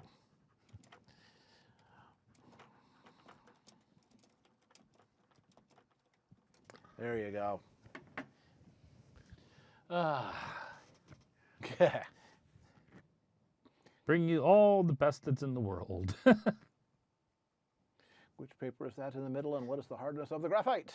This is 2B, and this is being done on Craig Hill digital index 110 pound. Heavy stuff. Yes, this is Craig Hill digital vellum. I believe it's also 110 pound. And this is Strathmore 500 series 2-ply Bristol, about 140 pound. Guess which one costs the most by a few orders of magnitude? Yeah, let's put it this way. 250 sheets, $8, and 8.5 by 11 sheets, $2.50 for about $8. 8.5 by 11 sheets, about 250 for about $9. One 23-inch by 29-inch piece, so it's a good sized piece of paper, but one for $11.50. Yeah. This only gets used for big things like this color pencils usually back here, or when I have to do a black and white because I can't get anything that large in the format.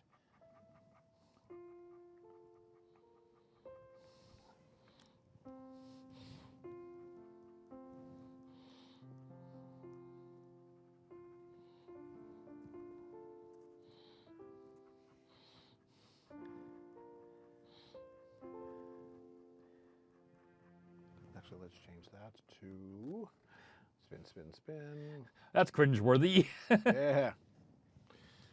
Hey, kitty. Yep. Yeah, it was one of those joke game things, that you would see on late night TV as a parody of kids, games. Then somebody actually made it, and they sold a ton of it, but usually not to kids. Yeah. What is the most expensive paper you'd normally use for a project?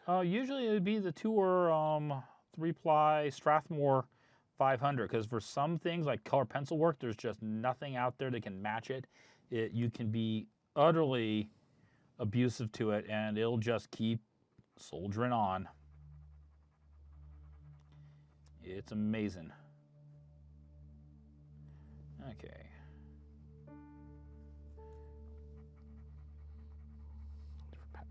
Go in here.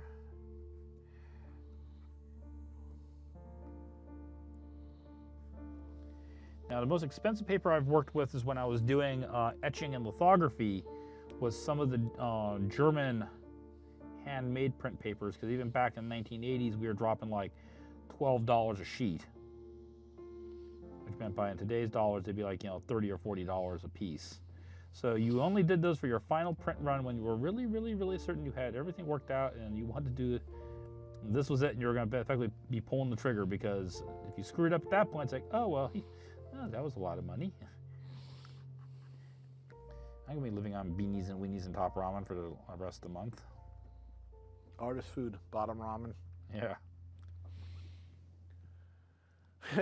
Peruser of Pieces, who, by the way, makes excellent plushies, and you should all go buy their, buy Peruser's stuff. Yes. I've seen it firsthand. It's great. Crap, that paper's expensive. For comparison, a yard of minky fabric for plushies is about $13. Mm-hmm. Yep. Yep. Yeah. I never liked Hello Kitty. Never trust a cat without a mouth, I say. Watch the mouth you can't see. Okay, so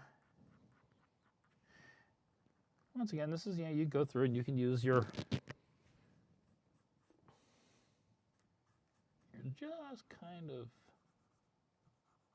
yeah, orca gulping peach tea while watching Apple Bum. Yeah, I can think of worse things. We're drawing apples together. I think you make more apples. Yeah, dang right. Okay. Yeah, well, Granny, you think Granny had a husband at one time. All right. So I'm going to go over to this guy, this last one here. And we're going to do this one all in kind of wet technique. Peruser Pieces Deviant. I'm going to go see what's new there. Mm-hmm. A little bit. Peruser of Pieces Deviant. Oh, okay. Yes. A silly doipy. And of course, the next one is the Applejack Beanie.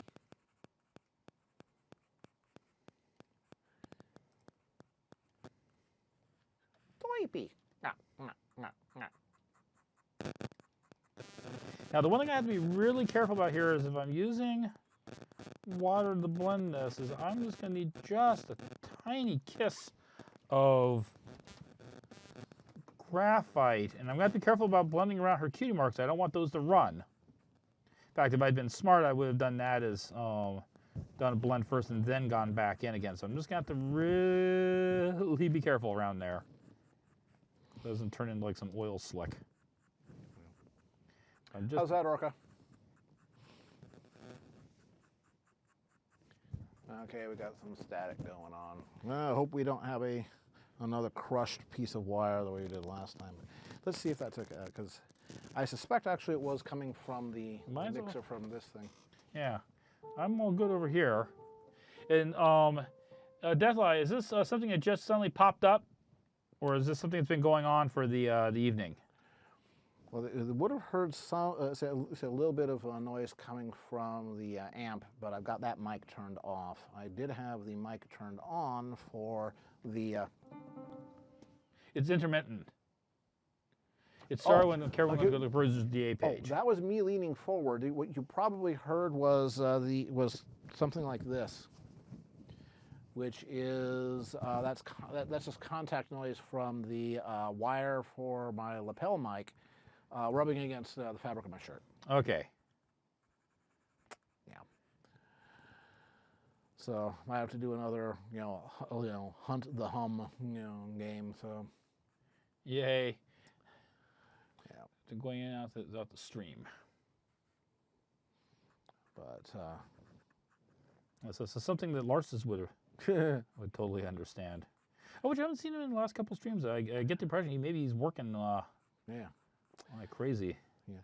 Now I am guessing actually that the noise was coming from either contact noise. If I could lean forward like this, yeah. Then again that makes this wire right here. Whoop, there we go.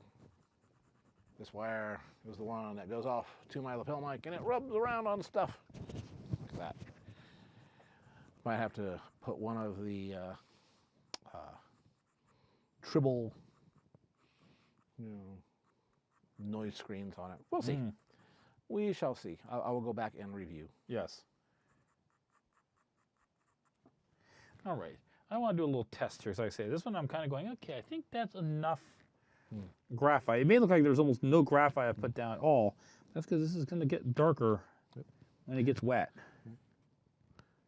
Once again, this is just plain old tap water.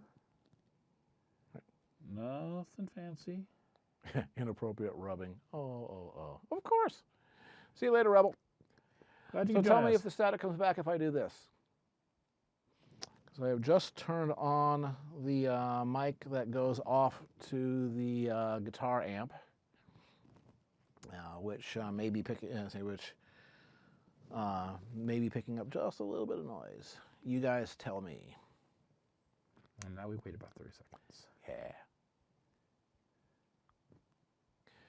And now I'm turning it back off. Click.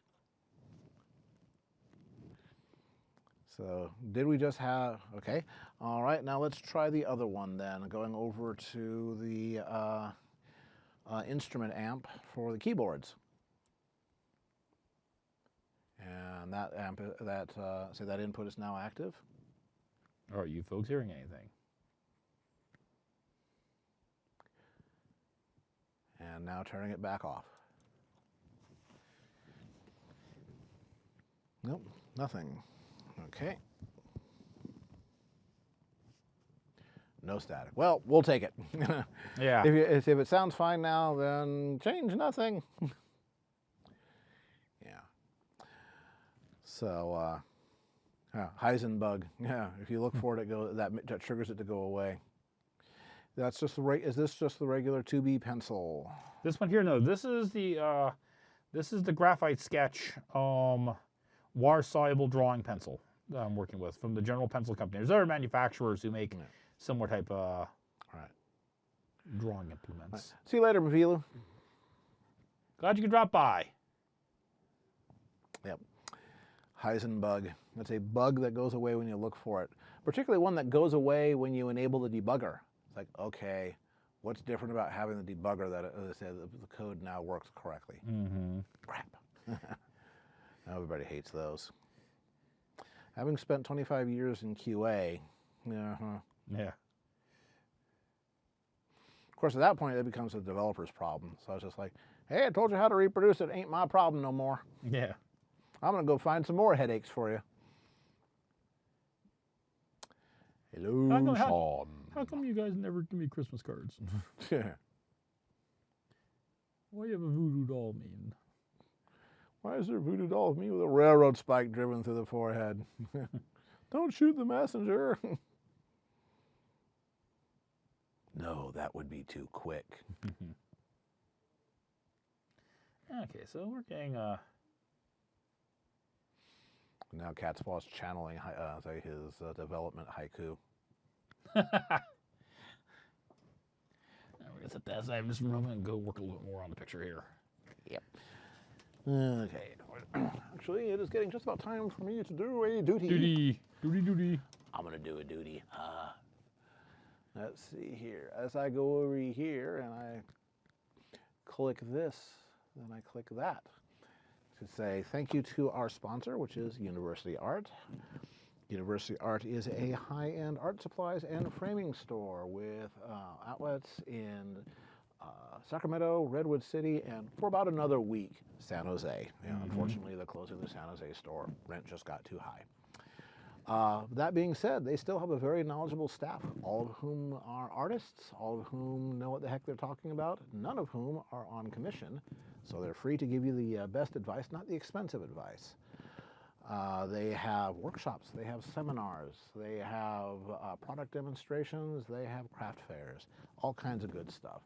And when I say museum quality framing, I mean it because they have handled original Rembrandts, Albert Doré, original Nobel Prize award letters, serious business. Again, they also occasionally loan us their employees to come on to the show and show their own craft.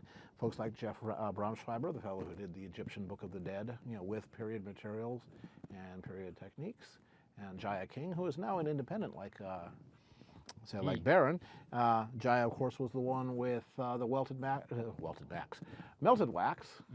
I need to drink more because I don't have any. And flamethrowers. So she's the one that set Baron on fire. It's great. Yeah. So we want to say thank you to University Art for keeping Baron supplied with art supplies and helping all this interesting stuff happen. And that is our duty for the hour. Click. Click.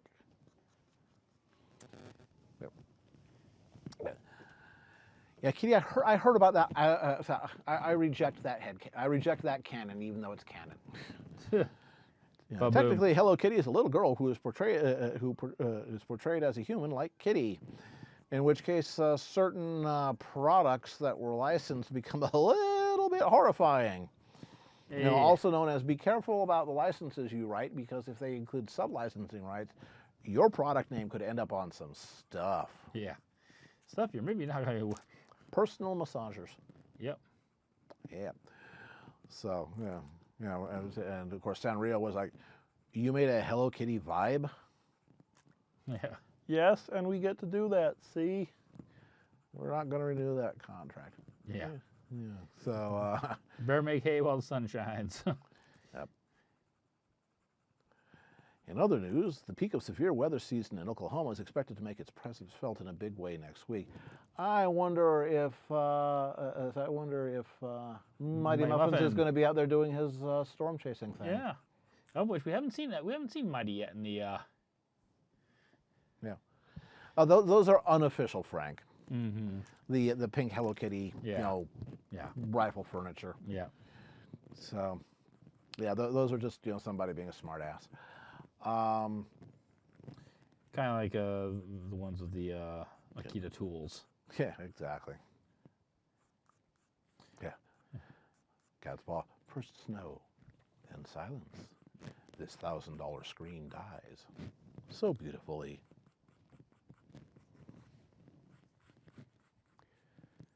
Let's see. Oh, hello, Octi. Let's see. Oh, that's right. You were here earlier, weren't you? Yeah, Octi's been here since. Okay. I just saw the hello, Octi. For the stream and started. I was just reflexively responding to my reflexive something or others. Don't mind me. Mm-hmm. William the Hexer, are you new? If so, welcome. If not, welcome back. We're watching you. Let's see. What else we got? Anybody else here is new? Say hi. Now, one thing you may be noticing here is that with this one here and this one here, of course, these aren't techniques I use all the time, so I'm not as familiar and intimate with them. But especially with the wet technique, I'm being much more loose on how tight is my detail and everything. I'm just doing a lot more suggesting, because the water and the brush is going to kind of require me, because these aren't that big. These are like 5.5 by 8 inches. So this is not a really large area I have to work in. So I can't. Yeah. That's why with the colored pencil, for certain things, you just have to go bigger, whether you like it or not. I was like, well, why do you make my colored pencil piece so large? Because you want this detail in these objects. I have to. I mean, that was the thing with doing this one right here was Celestia to be scaled with the Tanibus, unless the piece was going to be like 4 foot by 6 feet. I had to do her a certain size, which dictated I had to do things certain ways. All right, let's do a little more blending on this. There we go. Why do I do that? It may not look huge because that's because it's back. It's huge. H-Y-O-O-J. Huge. Vending machines for Pantsu. Yeah, they don't do that anymore, but yes, they did exist. Only a couple of them, but they did exist. Mm-hmm. Only slightly used unlaundered schoolgirls' underwear. Oh, Japan, Japan, Japan. Thanks, Japan. Didn't see that one coming. Yep, like Cat's Paw, a non-Western, non-Judeo-Christian society forced from the Middle Ages into industrialized world within a generation, exposed to Russian militaria, and then nuke it once or twice. Yep. You say you get anime girls with blue hair. Mm-hmm. So, I think Bettina went to Japan once and they had vending machines for rodent company ladies. Yes. Yeah, it's kind of like Redbox, but different. Mm-hmm. Bring your mouse back.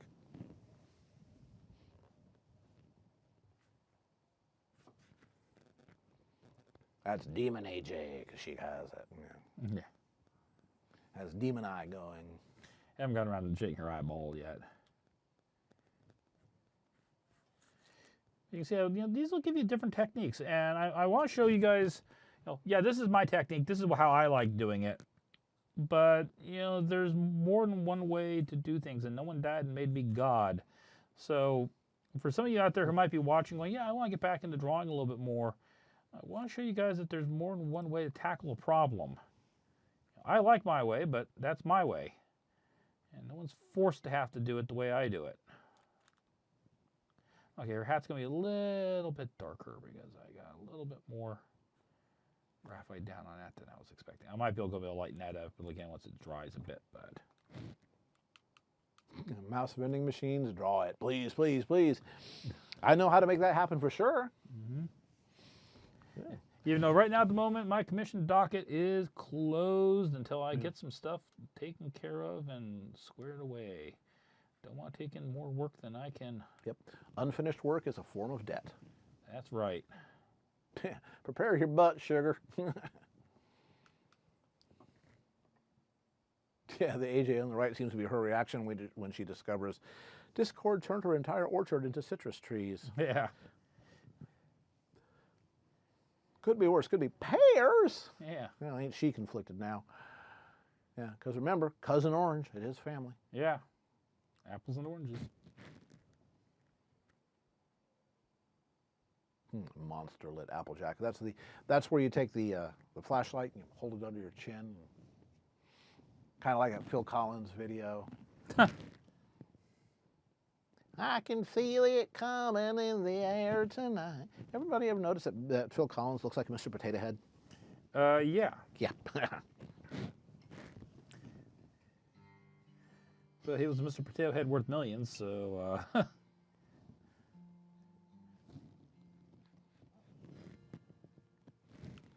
Out in the boonies, don't have much in the way of art supplies. Well, that's what Amazon's for. Yep. If you have any questions, you can always drop me a line like on DeviantArt or on Twitter, and if I can answer any questions, I'll see what I can do for you. I mean, I sold the stuff for 20 plus years, so I know a thing or two. The apples also grow other things like corn and peas. She also likes pickle-barrel kumquats. And for some reason, they raise hogs, because even ponies like bacon. Mm-hmm. Truffles. They like eating truffles. Yeah, huh? Yep. That's the story. Yep. We don't tell the pigs this. Just... They never saw it coming. It's for the best. Oh, yeah. They're big. Yeah, he went off to camp. He's graduated. No, you won't be seeing him again. Geez, that got dark. Yeah, that's very, very dangerous. It gets dark real quick. Cat's paw Brussels sprouts are a life support system for butter and bacon. Yes. Kind of like escargot is an excuse for eating garlic butter. Yep, Babs is a cousin. Aunt and Uncle Orange are where AJ stayed with when she was young in Manhattan. Yep. When she was learning how to be a lady, rather. Mm-hmm. And that was the Sonic Rainboom episode. Yep. Yeah. Okay, we're going to do this part here on just traditional media. Yep. So it is a varied but agricultural family. Mm-hmm. Very mercantile in many ways, I get the impression. Well, again, they've been tied very, very closely to, to the Walmart family for a while. Yeah. Let's see here. Filthy rich bargain basement. We're doing stereoscopic image, not exactly daylight. Barry, there you go. Good, I like it. Stare at the apples and let your eyes go unfocused. Now it's Baron is demonstrating the effects of different types of paper and different shading techniques. There's actually 3 of these. Let me go ahead and zoom back out here.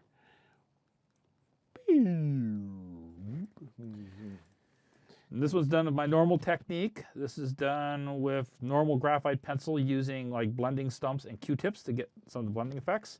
And this is one where I'm doing it graphite pencil, but I'm using water media. Yeah, using water to actually manipulate graphite. Mm-hmm. And there are pencils funds. designed to. So on Bright Mac's side of the family, don't know. I'd have to sit down and look it up. But I'm sure somebody has got it all charted out. Yeah, I've heard good things about the new Avengers movie. Well, it's long, apparently. Wow. Like 2 hours and 40 minutes. Yeah, who do they think they are, Lord of the Rings? Yeah. There you go. Yeah. But one person I was listening to, they said, well, I didn't want to have to get up and use the bathroom during the movie. I didn't want to miss any of it. So I didn't eat anything. But then I realized I was going to have to stand in line for like 5 hours before I would film, and then I was going to spend like 3 hours. It's like, I'm dying. That's the top of Aaron's head right there. Yeah, sorry. And Daylight says, you laugh, but I did cross the eyes to get the center depth image. All right, now you're going to make me do it. Okay, fine. I can actually do those stereograms. Okay, let's go back up to here. Let's go to here. Defocus the eyes just a little bit. Yeah, you do get a kind of a 3D effect. Well, you know, AJ is a very well-rounded character. Yeah, but, apparently.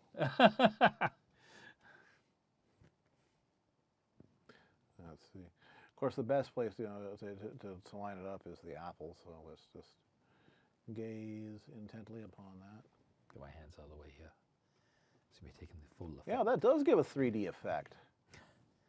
And walked in there, and it's like, yeah, there's a definite. Although the 3D effect is strongest around the head and under, oddly enough, where the shadows are strongest. Mm-hmm. And in the boot. Not so much on the butox.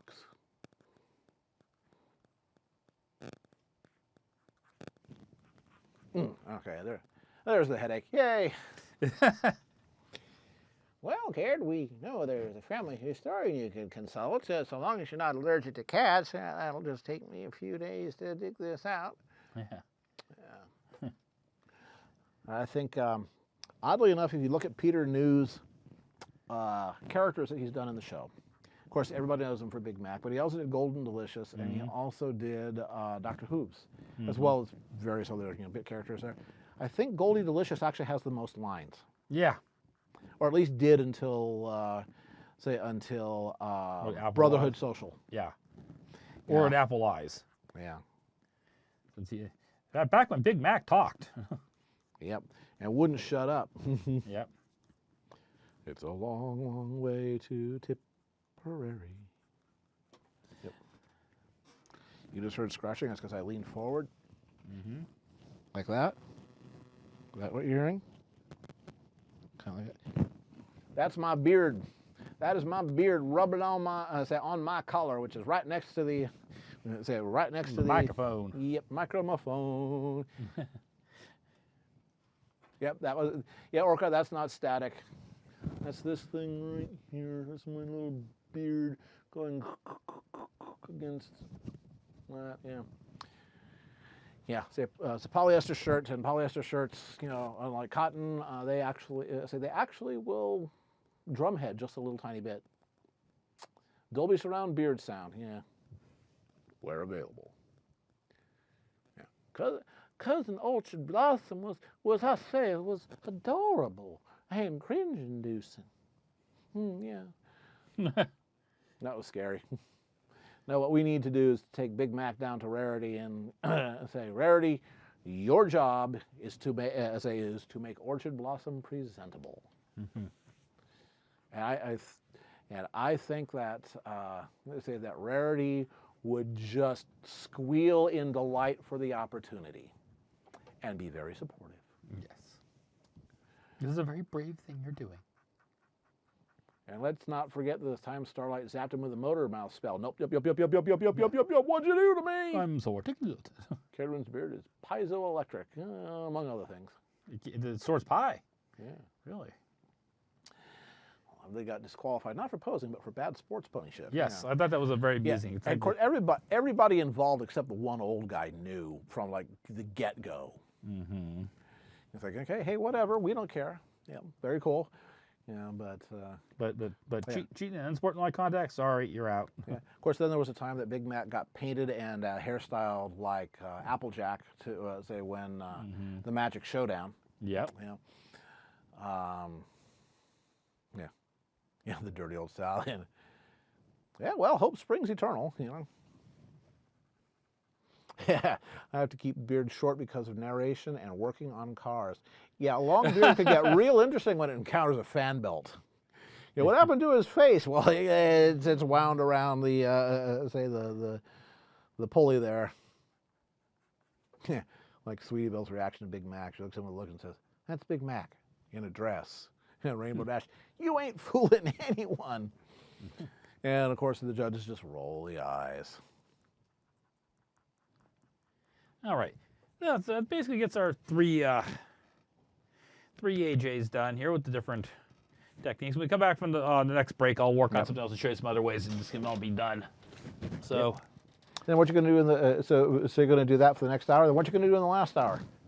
I don't know yet. We're going to work out. I'm going to keep on showing different techniques on how to do things. Do some other things on showing cross-hatching next time around, so folks get some other ways of doing shading and everything. All righty. Well, in the meantime, then it's time for this many minutes of break. Yep. Oh, and a little bit late. It is Mead.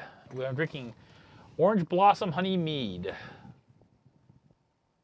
Working our way through the bottle. Indeed. Just Mead? Just Mead. Oh, it was actually a gift from Mad Badger. From Mad Badger, yeah. In the chat. Yeah. Yep. Big Mac gets to be somebody else, and it's the same thing with some people who are incredibly shy, and you get them into a fursuit, and they all of a sudden turn very social. You know, and not in like, not in like any kind of bad way. It's just all of a sudden I can relax, you know, and put on somebody else's face, as it were. So, different reasons for different things. Yep. In the meantime, we'll see you guys in 5. In 5. Get up and stretch.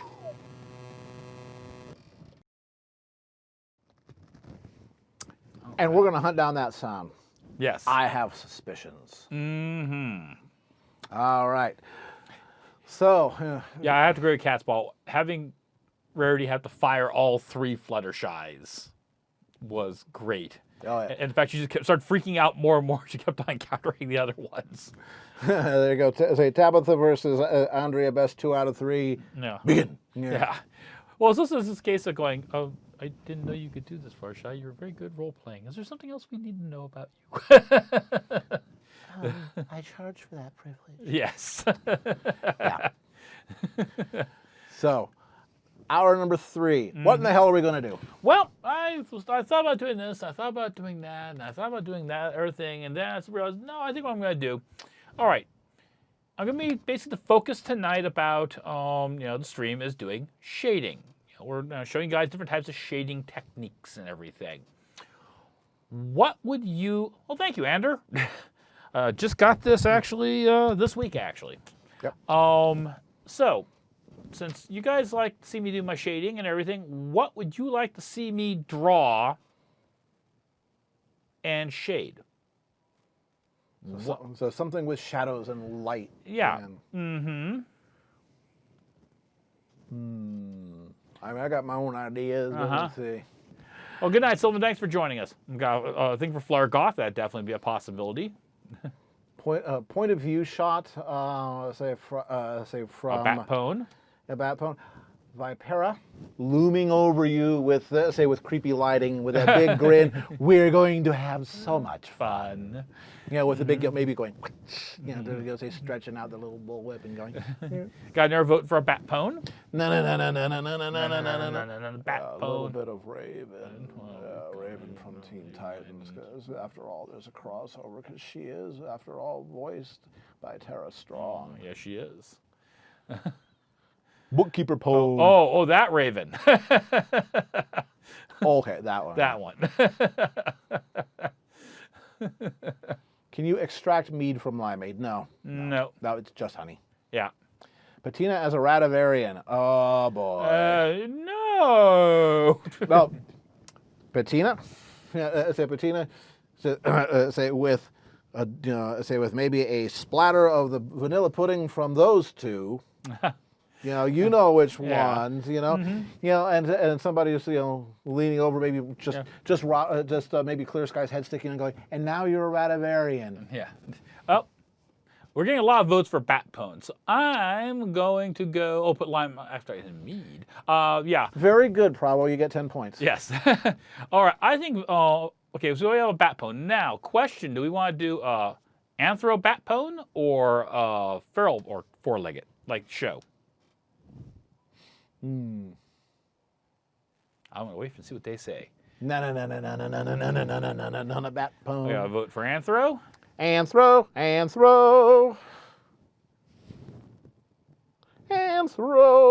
Batpone, or show-style Batpone. Because we can do all kinds of interesting light. That's another vote for Anthro. Anthro's winning. It looks like we're converging pretty quickly on an answer. Anthro. All right. 5. I think it's pretty much. Yeah. It's pretty obvious. All right. And the loyal opposition. All right. Goldford always comes through. Yeah. All right. So we're gonna do a Batpone. All right. Anthro Batpone. And now we're gonna switch glasses. Lego may not be here, but I switched my glasses. Okay. Hey, Apple Cubes, are you new? If so, No. welcome. If not, welcome back. But I think you're new, so welcome. I just popped up in the chat. Okay. Yeah. Hi.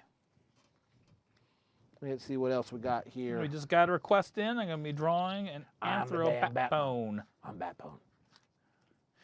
Universal truth. Batpones are best pones. Not going there. Batpones can be adorable. Yes. And of course, some of you, if you follow me on Patreon, you know that I just put up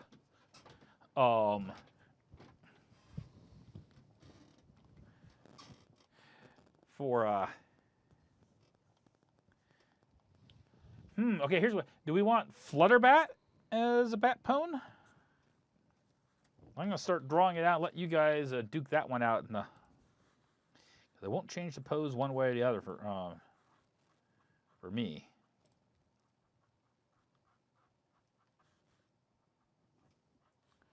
Yeah, let's see here. One vote for Luna Batpone. Luna, too much flower bat. As Chrome goes thud. Okay, I have to restart my browser. I'm still watching you in the other window, though. Be good. Luna Batpone. I'm seeing a lot of Luna Batpone. Luna Batpone. Luna. Okay, yes.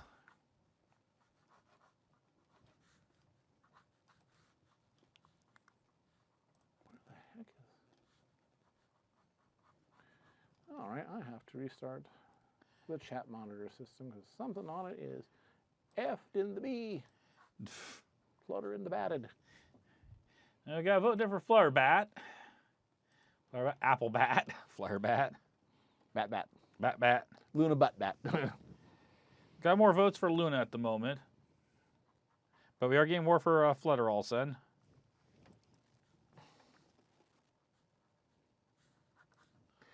I think I need to zoom out because that's the kind of guy I am. How about we go to right about how about there? There we go. And then if I move that over here. Flutter's Hulk. Oh, that'd be a Saddle Rager.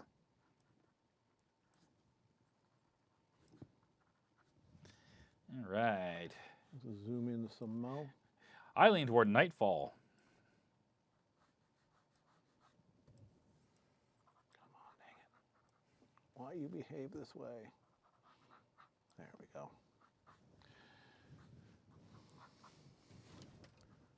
Oh, by the way, I mean, I don't think anyone's really going to be interested in those 3 little AJs I did for the study, but if you see something here tonight during the stream and you like it, I do this for a living. So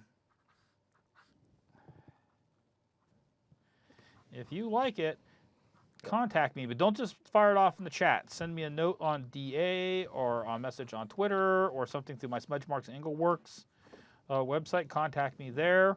Like I say, this is what I do for a living. So yeah. Again, well, you have three very nice Apple Jacks. Mm-hmm.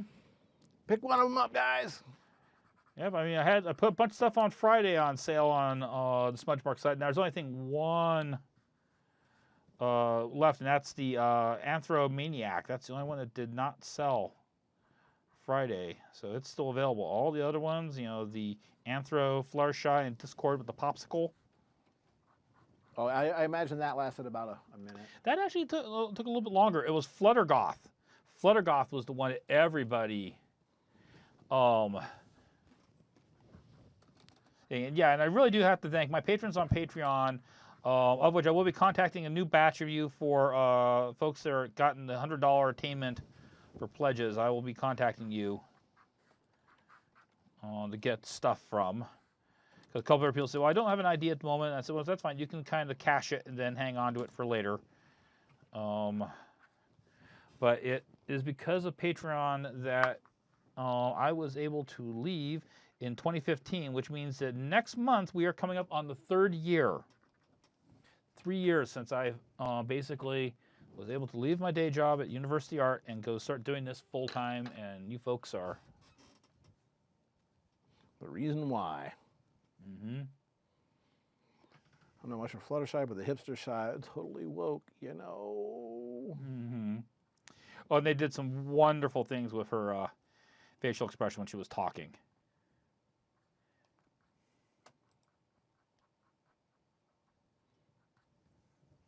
All right, Windows system, why you misbehave?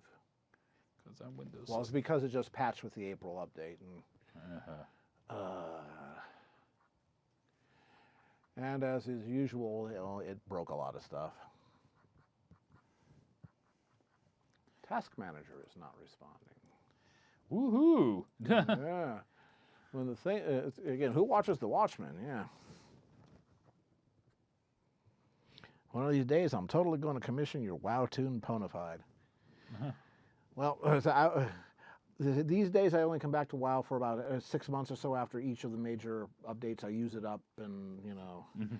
But I got my Worgen that I play, and she has a Keldurai steed, which is basically WoW's take on the unicorn. Not the weird things from, you know, from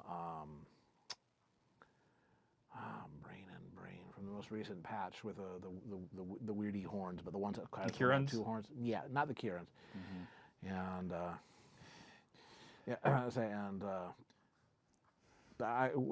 it's on a roleplay server, and I play him as a smartass, a complete and total smartass. Task Manager is still not responding. Close the program. Why? Happy, happy, joy, joy. Happy, joy. I may just burn this with this one system to the ground and start over. But yeah, this most recent patch has been kind of disastrous.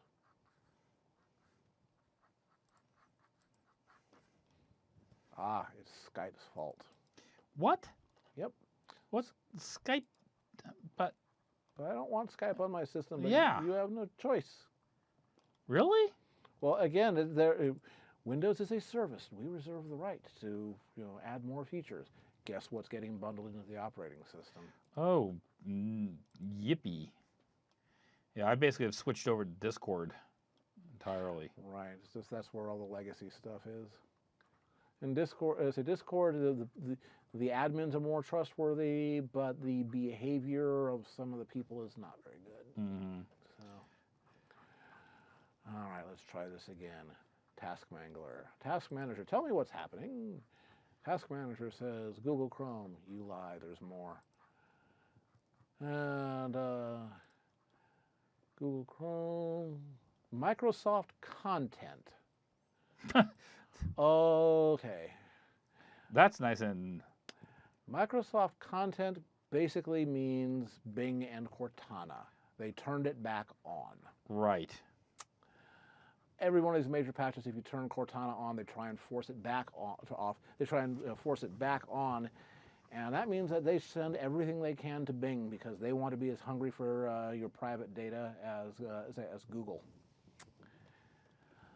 Yeah, delete system32, system32.exe. That'll solve a lot of problems. And now it's taking up all the disk. Task Manager says, I say sort on disk, anti-malware. Okay, you can ask the question, Proud. I mean, it's just the fact that we're working in the chat, and sometimes it goes by quick. Okay, commission with the chair. Yeah. Yeah. Yeah, so again, there's a commission, which, yeah, that's fine. But too much detail about commissions and who the commissioner is, the commissioner might not want it known. Yeah. So, So some of my commissions I do. In fact, I've got a pretty big one coming up in the next few months. I will not be stating who the person is, even if people ask, because the commissioner has asked to remain anonymous. Yes. Is it hot and sweaty? Can I ask that? No, it's not actually.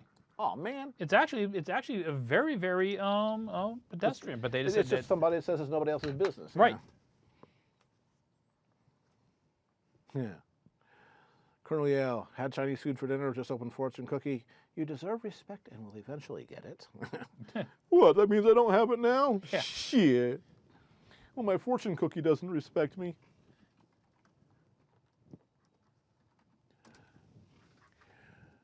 All right, let's try this again.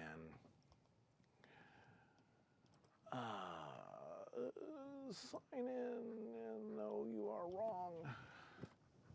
F5 says you are wrong. Try again. Haha. Guess what I see? I see the login happening. Oh my God, yes. And then I say open chat in new window. Wait. And does it do it? It didn't do it. There we go. See, now, once again, this is one of the beauties of having Cared One here. See, because mine actually has already gone kind of brain farted and died and croaked. And I have to like relaunch if I want to actually type anything in the chat at the moment. Well, you're not logged in at the moment. Well, I was logged in though. But you're not now. Not now. I can tell. Yep. Because I'm magic. Yep. But I was, but it went away. But see, if I had to like stop in the middle of the stream and do that for folks, it would it would kind of harsh the whole mellow. But because we got Cared One here playing tech support, I don't have to do that. I hit things with the hammers. Yeah, but you know where to hit him with the hammer. That's why you charge $100 for doing it. Yeah, exactly. Let's see. Don't know if you showed it, but Minty Root was really happy with the piece you drew for him at BabsCon. Yes. We showed the picture with appropriate sensor plushes. Yep. Yeah, we go. In fact, I may be getting another commission from Minty. Oh, Anand's Pie. Oh, about Anand's Pie Adventure, which is this really racy, always right up to the edge of of having to call it, adults only, and then pull back. The guy or gal, I think it's a gal, I'm not 100% sure, goes by Pencils, has been picked up by IDW. Sweet. Yeah. So. Well, the art for it's good. Yeah. So, so we're going to see Anand's Pie Adventure is going to slow down a little bit because, well, all of a sudden Pencils is getting a paying gig. Yeah. So. Yeah, I'm going to try and stay on top of the Dreamscape stuff as much as possible. But next month and a half, I have things lining up, and I have a whole bunch of color work that I need to grind through and finish and get done. So you may not be seeing as much every day from me like it's been for a while. It's going to maybe taper off for a bit, but when the stuff does come out, it's going to be awesome. Yeah. Orca, it was announced in Pencil's Patreon, which you should be contributing $1 or $2 too. But yeah. Are they going to be doing work for the Pony comic? Or is this I don't believe so. Okay. Something else. All right, just wondering. Yeah, because that, I could see how that could get a little bit awkward. Yes. Particularly given some of the content there. Yeah.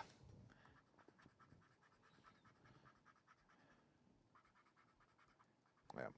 One of the artists I've been following recently decided to take an indefinite break due to strange people sending them inappropriate messages. yeah, artists will get that. Yep. Way back in the day when I used to do a little drawing myself, I caught some of that too.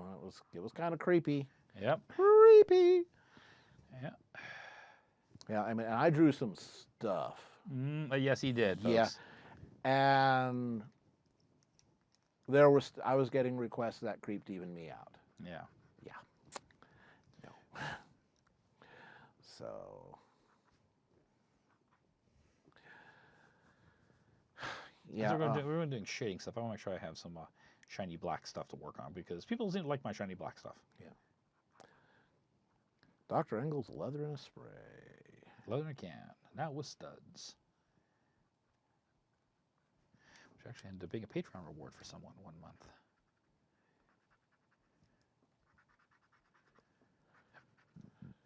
Oh, geez, yes, cold silver. Yeah, there are some people out there that are kind of mental. I mean, there's an artist-writer pair.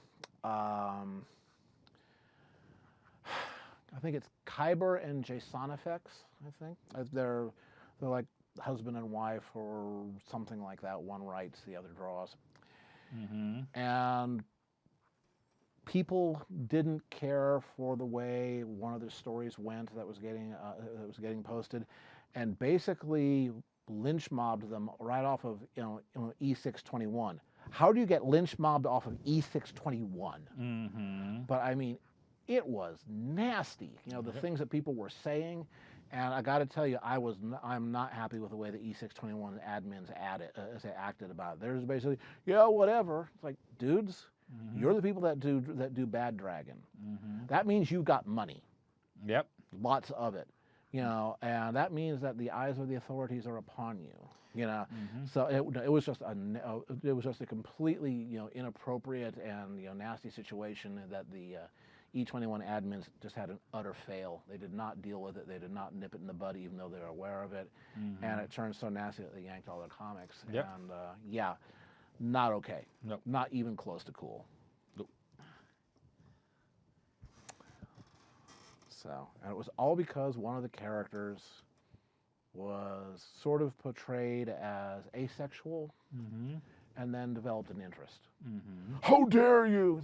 It's not your story. Yep. And in any event, you don't get to say, oh yeah, I hope someone cuts your fingers off, which somebody said.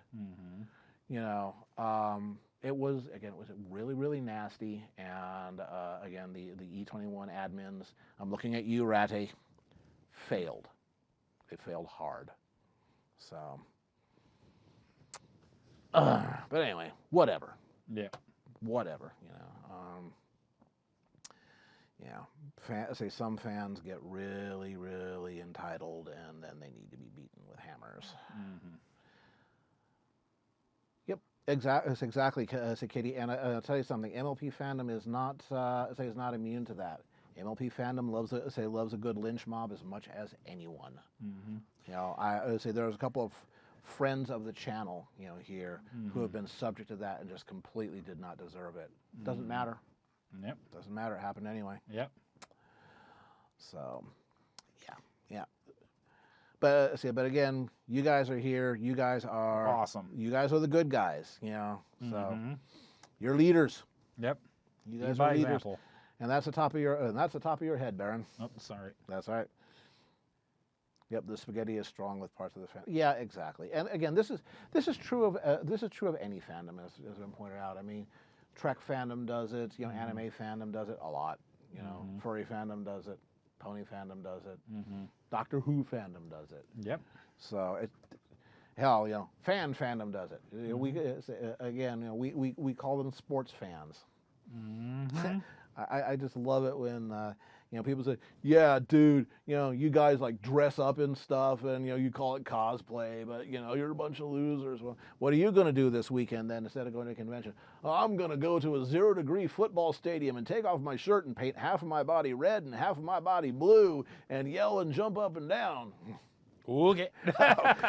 Right. Okay. Yeah, obviously you found the one true path.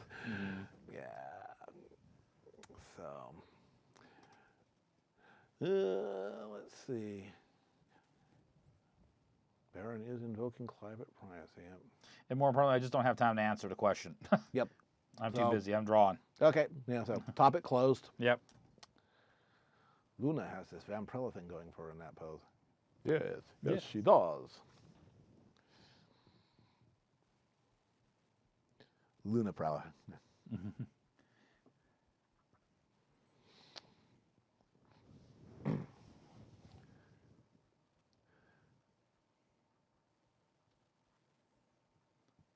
The night shall Need to not- give her saber teeth like a giant. No, okay. No. Yeah. Give her nice little nibblers.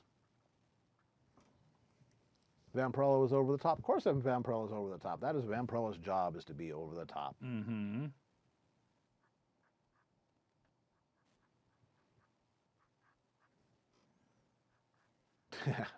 Sports fans. For the most professional sports, the players are traded, the teams are traded, the stadiums are named after whoever pays, the fans are rooting for the uniforms. That's why it's such a big deal when a team gets new uniforms. Yep. Yeah. Raider Nation. Taking spaghetti in a different direction, loving the spaghetti strap ground she's wearing. Nezumi gets points. Yes, she does.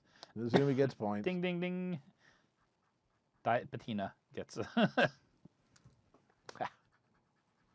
Why does Bettina have wings? Patina can have wings. She has been a bat pony. Yep. She's basically found the modeling program. So she has been a bat pony. She's been an anthro pony. She's been a human. It's the giant hair. Once it's shaded, you'll see the difference. Yes. Speaking of shading, let's get on to some shading now. Yeah, and I see you straight where you put the pencil. That's right. Exactly. Gotta start bringing the dark stuff in first. Yeah. Your perfect cleft in rock. Exactly. Very, very, very spathic. Very spathic. That's the new word that you guys get to take home today. Yeah. Spathic. Yes, the days. Perfect cleavage, but we're talking about geology. That's right. Honest. Well, she's sitting on top of a gargoyle. It's made out of rock. Oh, there you go. Yeah. See, spathic. Yeah. It's kind of like, today's sacred, night's sacred, right? It's spathic.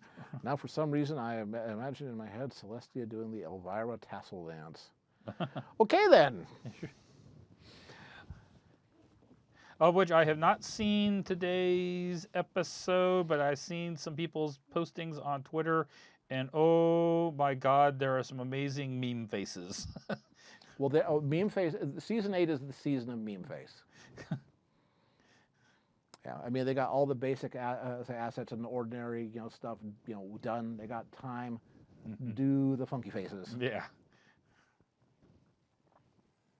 The word of the day is spathic. Spread the word. Mm-hmm. So once again, we're using our shading. We're working it to basically pull, define the rounded curves here. Helps, by handling how you handle your shading, and for lights and darks, you can See you later, sir. You can get you can add volume to the object in drawing. You can give it more of a projecting effect, so you can get make things come forward and recede.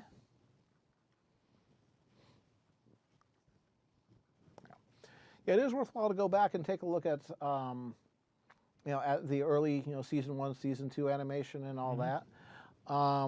Because they've improved a great deal, but you could go back and you look and you still say, even back then, this was rocking. Oh, yeah. That's why we're here. Yes. That's why we're drawing Bat Luna.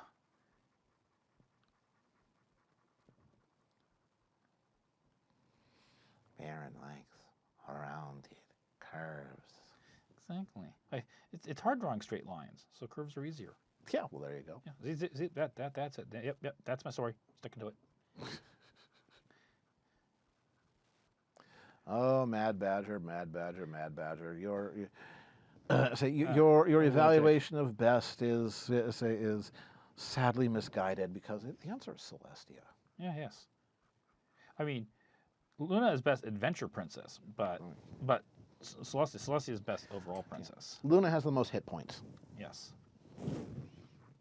Luna's main tank. I don't know. I always kind of wonder whether, Actually, she's more DPS. yeah, I get the impression maybe Celestia, if you get some of her limit breaks, it's like, okay, that's nice. It's just, she's one of those, has a long cooldown, and, it takes, so many seconds for her spell to... The only spells she has are AoE, so she has to light them off carefully. Yeah. This one's called Bikini Atoll. Yeah, this one's called Castle Bravo. Yeah. Oops, that was bigger than I expected. Yeah, expected 6 megatons, got 15. That was the one that also messed up, besides your dad, that Yeah. was the one that messed up the radio and television, telephone exchange in Hawaii, if I remember correctly. Oh yeah. There were people 800 miles away that were that had some problems because of it. Yeah. Well, EMP, it's for real. Oh hell yeah. The guitar sounds you hear are me taking the dust cloth to this to my other guitar here. Hey, at least it's Castle Bravo Zumi and not like, Johnny Bravo Castle. Huh. Yeah. I'm expecting my pompadour to be so many inches high. It's 6 inches higher. 15 megatons. Oh, mama.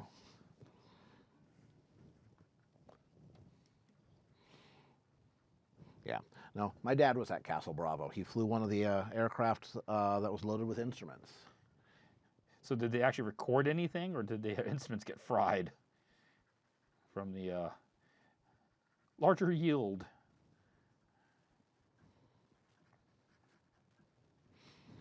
Yeah. Well, again, that back then it was all analog. That was before the invention of right about the time of the invention of the transistor. I think Shockley had just invented the transistor. All right. And so now I'm doing the dress up here. So once again, we're doing our lines to, and you'll notice here, I'm not really, going in, like trying to do everything in super precise detail. We're just going along. We were sailing along on Moonlight Bay. Yeah, Johnny B and Celestia. Yes, I can see Johnny Bravo lasting about 3 minutes before he went to the moon. Hey, you're lost, honey. Yeah, Johnny B's particular brand, I don't think Celestia would put up with very long. Yeah, vacuum tubes are more resistant to EMP. Yashchenko, I think, was the pilot's name. Back when the MiG-25 was scaring so many people because the Soviets would show it off flying at Mach 3+. How are they doing that? We put out like a $5 million award or something like that to somebody who would defect and bring one. I think it was Yashchenko. Victor Belenko. Flew a MiG-25 to Japan and landed at a U.S. Air Force base there and claimed asylum. And we took apart the MiG-25, even though Soviets said, don't you do that. Yeah, right, we're not going to do that. We're doing a safety inspection. Yeah, and discovered it had a 15,000 watt tube radar. Now, how primitive. They're using vacuum tubes. Well, first of all, it's 15,000 watts. Good luck trying to jam that. Yeah. Ain't going to happen. Second, oh, wait, vacuum tubes are immune to EMP. So maybe the Soviets were thinking about doing some near-space bursts to fry electronics of incoming bombers. Okay, maybe we need to EMP harden our B-52's avionics and navigation systems. Maybe, yeah. Oh, we also found out that yes, indeed, the MiG-25 could do Mach 3.2. And then the engines. Once, and then you had to do a rebuild. And it was not made out of exotic materials like titanium. It was largely made out of stainless steel. Yep, because it was durable enough. And very Soviet. Yeah. Just strap a couple of freaking huge motors on it and run them ragged. Yep. But you could park it out on the tarmac in the snow. Which, there's sort of that, quantity has its own quality. Okay, what time are we looking? Oh, well, I got a lot more time than I thought. Yeah. Oh, plenty. You're working quickly there. Yeah, maybe Johnny and Celestia will get along really well. Well, that would only be if Johnny got a clue early. Yeah. And as long as it's Johnny Bravo from season 1, before they introduced the nerd neighbor, that was obviously an executive's idea, not Van Partible's idea. Yeah. What was the nerd character's name? The one with the... Yeah. Nobody remembers him except for being annoying. Yes. That should tell you a lot right there. Anything will fly if you put big enough engines on it. Just look at the DC-3. Yeah. No, not Melvin. Marvin? Something like that. Yeah. Somebody, Wikipedia, save us. Or IMDb. Yeah, MiG-25 is the worst turning circle than SR-71. It is not a fighter. It is an interceptor. Yep. Its job is to go up and shoot down bombers. Mm-hmm. And it was designed to shoot down the XB-70 Valkyrie because they thought it was going to go into production. Yep. And then we went, that'd be a really bad idea, actually. Yep. Celestia is always surrounded by overly planet. Might like somebody raw. DC-10, yeah. Well, yeah, so DC-10 flies great as long as the engines stay on. Mm-hmm. Yeah. The DC-10 was that one that dropped the whole engine that one time. Yep. Yeah. All right, let's start shading in Luna proper here. UK was going to build its supersonic plane out of steel. If you're not worried about weight, it's a good material. Yeah. Mm-hmm. But just strap some giant ones, yeah. There's a recent Johnny Bravo fanfic where all the ponies like him. That must be the one where they introduce LSD into the water or something. Yeah. You know, although as we've seen in occasional episodes, there are some jerk ponies out there. Okay, so once again here I'm just working on this and I'm trying to do my shading for her body and everything, kind of fall into contours. Oh, that's right. Got to do the potential source of annoying sound check. I'm going to take my microphone off and I'm just going to wave it around near the monitors in case the monitors are not well shielded and is picking up electrical noise. Tell me if you guys are about to hear, if you hear static. Yes. No, static is electrical noise. Here we go. Do do do do.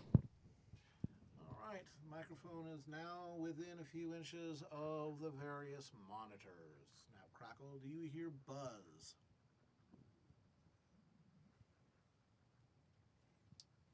Do you hear anything weird besides me? It was always weird. Nothing. Huh. Okay, another theory shot down. Lars says, where are you when we need you? I'm Miss Zakora, Miss Harshwinny, and Miss Peachbottom. God, what a name. Are you a real prince? I'm sorry, Zakora, Miss Harshwindy, and Peach Bomb sounds like walks into a bar. Yeah, it's like the Golden Girls. Yeah. All right. If you're going to be that way, fine. If it's not going to buzz, then I'm just going to reach for this right here, and I'm going to do a little torture.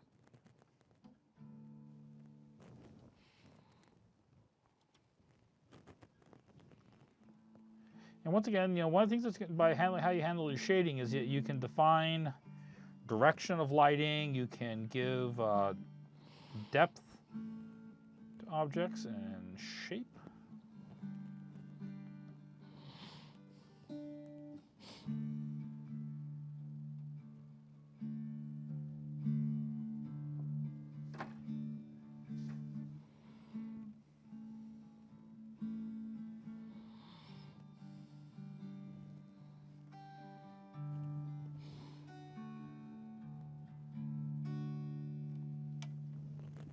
Different guitar.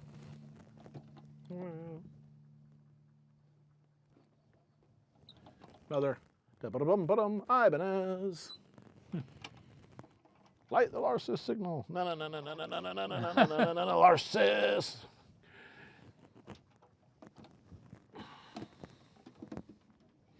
There we go. We'll set that over there. The big guitar. I think that's an AM75. Ibanez AM75. Let me see. He's going to look. I'm going to look because that's the kind of guy I am. Where did I put my phone? Because my phone has a light so I can see the serial number. I like to see the serial number. That's the kind of guy I am.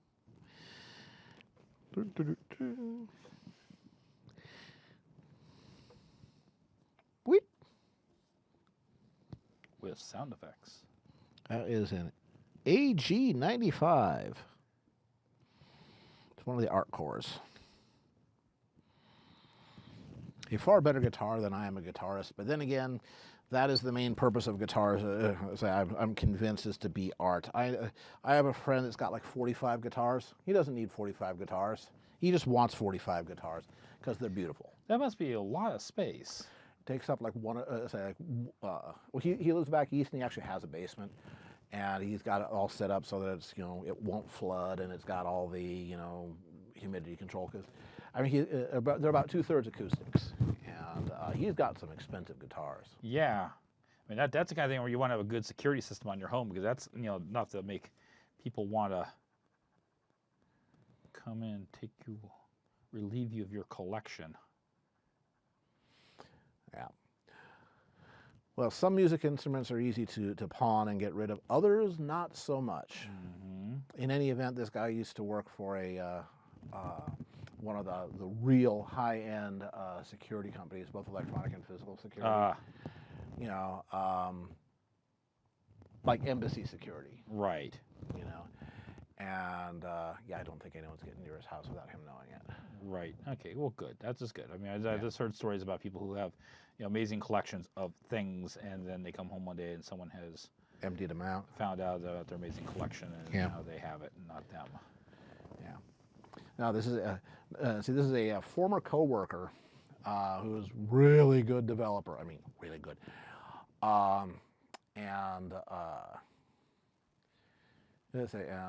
Was introduced to this show.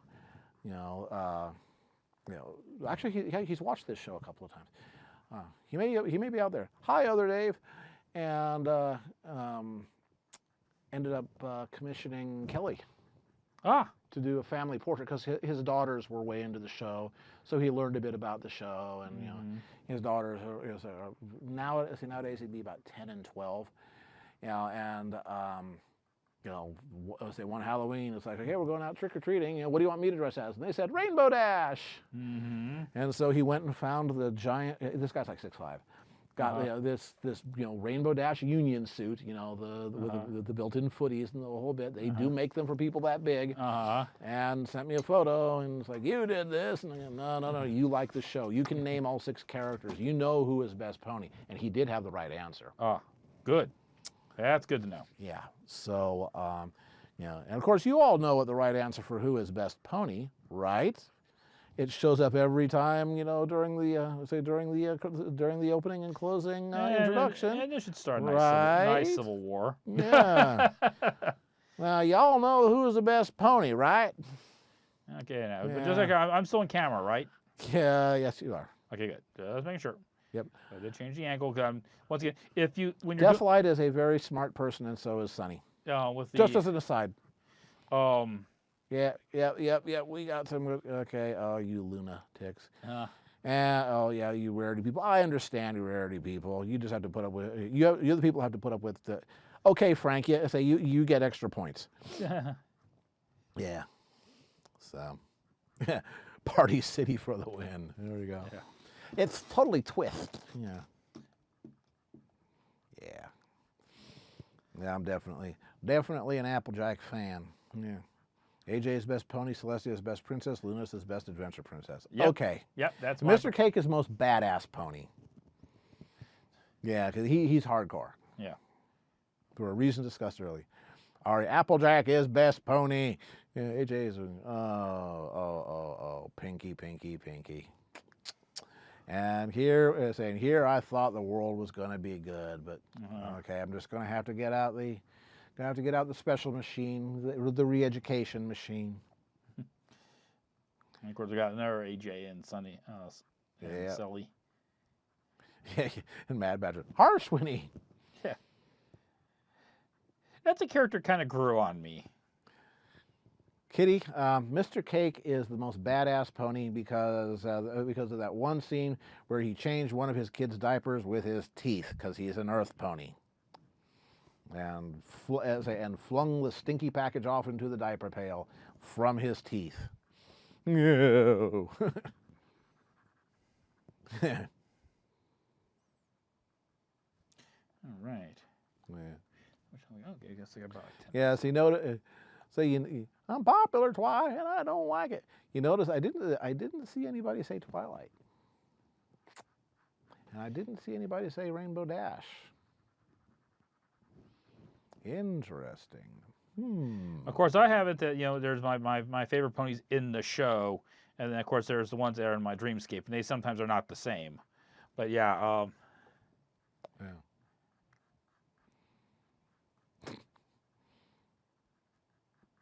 How are folks liking Luna Bat Pony? Is this working out for folks? We can fix you. Starlight could be the best poster pony for Rescued from the Scrap Heap. Yeah. Yeah, they've done just an excellent job of making what I think to be a believable character arc for her. Yes. And I believe the Trixie Starlight friendship. Yep. It rings like going, yes, I've seen people like this who have come from some rough and tumble backgrounds, and they form these relationships and friendships, and you kind of go, they're going to kill each other. Yeah. Either that or Buck. Yeah. Hotter than the sun. Different kind of hot. Und eine Sumi says, looking wunderbar, sehr Bären. Yeah, Fluttershy is really. Well, there's a character that has grown on me. When the series first started, I was kind of okay. Yeah, I get the point. But as the seasons have gone on, she has grown and developed a lot more. Yeah. Yeah, so that's Twilight's become a narrative device. Mm-hmm. Don't say again? You're not seeing a whole lot of character growth, and you can predict everything she's going to do in reaction to every situation, and that's not a good place to be from a writing point of view. So, she's become the Greek chorus. So, yeah. I will be interested to see how things play out with the school this year, because I've got a feeling that between KKK, blasphemy. Because I have a feeling that maybe if Naysayer starts going in certain directions and starts doing certain things, it'll be interesting to see if because she's always been one to kind of respect the system, respect authority, and I wonder if she's going to basically have a point where she's going to say no. Yeah, well, that would be great. Yeah. Yeah. And Foxfire, you get 10 points. Chorus. I like it. Yeah, I agree, Cruz. The thing about the season 6 ender, one, I liked somebody being able to stand up to Twilight. And I mean, again, just slug it out. And it's like, okay, Twilight, brute force will not win you the day, but I can bring some of that brute force myself. And the other thing was, Twilight had to talk her down. She had to make sense. She had to, and the Reformation happened in stages, where first it was just the cackling villain. And then it was here, I say, you want to know why I am the way I am? Here's why. And it made sense.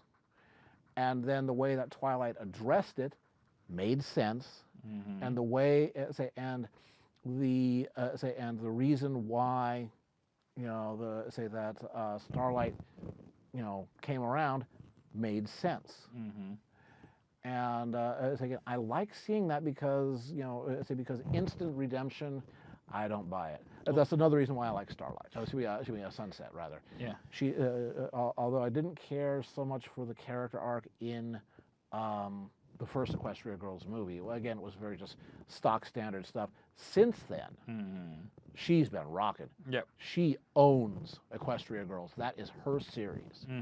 Well, the other thing too I like about Starlight is that after she had her redemption, she wasn't perfect. She kept kind of falling off the wagon, for lack of a better word, and falling back on old habits of oh yeah, well I don't know what to do. I know there's a spell for this problem, man. That's your answer for everything.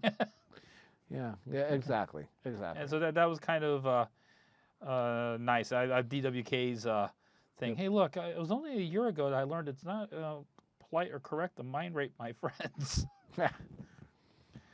Yeah. No, I like. Yeah, I agree with you. Say Catspaw. Sunset really has become the voice of reason without being the stick in the mud that Twilight is. Yeah. And I did like at the end of season 7 how Starlight was the, boy, I'm sure glad you gave me a chance. It's like, Oh yeah, she gets in some sick burns that have a point. Those are the best sick burns, are the ones that, underneath it is like, no, I've got something important to say and you need to be listening. Yeah. Yeah, she's the bucket of cold water. Yeah, Auntie, that would be great. Wouldn't it be nice if her old methods were right ones? Dealing with a mad unicorn, her cutie unmarked spell would be the appropriate way to deal with that. Yeah. Of course, her cutie unmarked spell, she used a variant of it to Swap. get Celestia and Luna to stop being, dumb butts to each other. Because that's a variant of the same spell, and it's like, that is some powerful stuff. Yeah. I mean, she could unmark a princess. Yeah, I mean, I'd be working really hard for a counter. No, sorry, I've cast a spell. You can't do that to me. Yeah. Yeah. So Caswell's like Starlight whapping the book out of Twilight's grip was hilarious. Yeah. Oh yeah. It's like she's bold. Yeah. Again, I at first I didn't care for, well, I'm not going to say I didn't care for Starlight as a character, because I liked her as a villain. And then I had all these trepidations, but it's worked out so well. Probably, I would say it's the best character arc of the series. I mean, seeing Fluttershy, mature, and Rainbow Dash too, and Rainbow Dash has been satisfying, but it doesn't have the same gravitas as Starlight. Yeah. So. Yeah. Okay, I'm going to move actually off of Luna here because I got a few minutes left. And I want to work a little bit on the stone because I want to show you guys that when you're doing your shading, you can.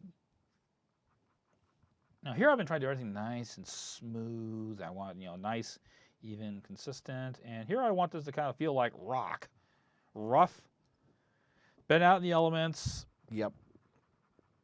Exactly. It's had, the heat and the cold and the rain and the ice freezing and things start cracking and little things start chipping off. These guys have been up there. This thing's been up there forever. Yep.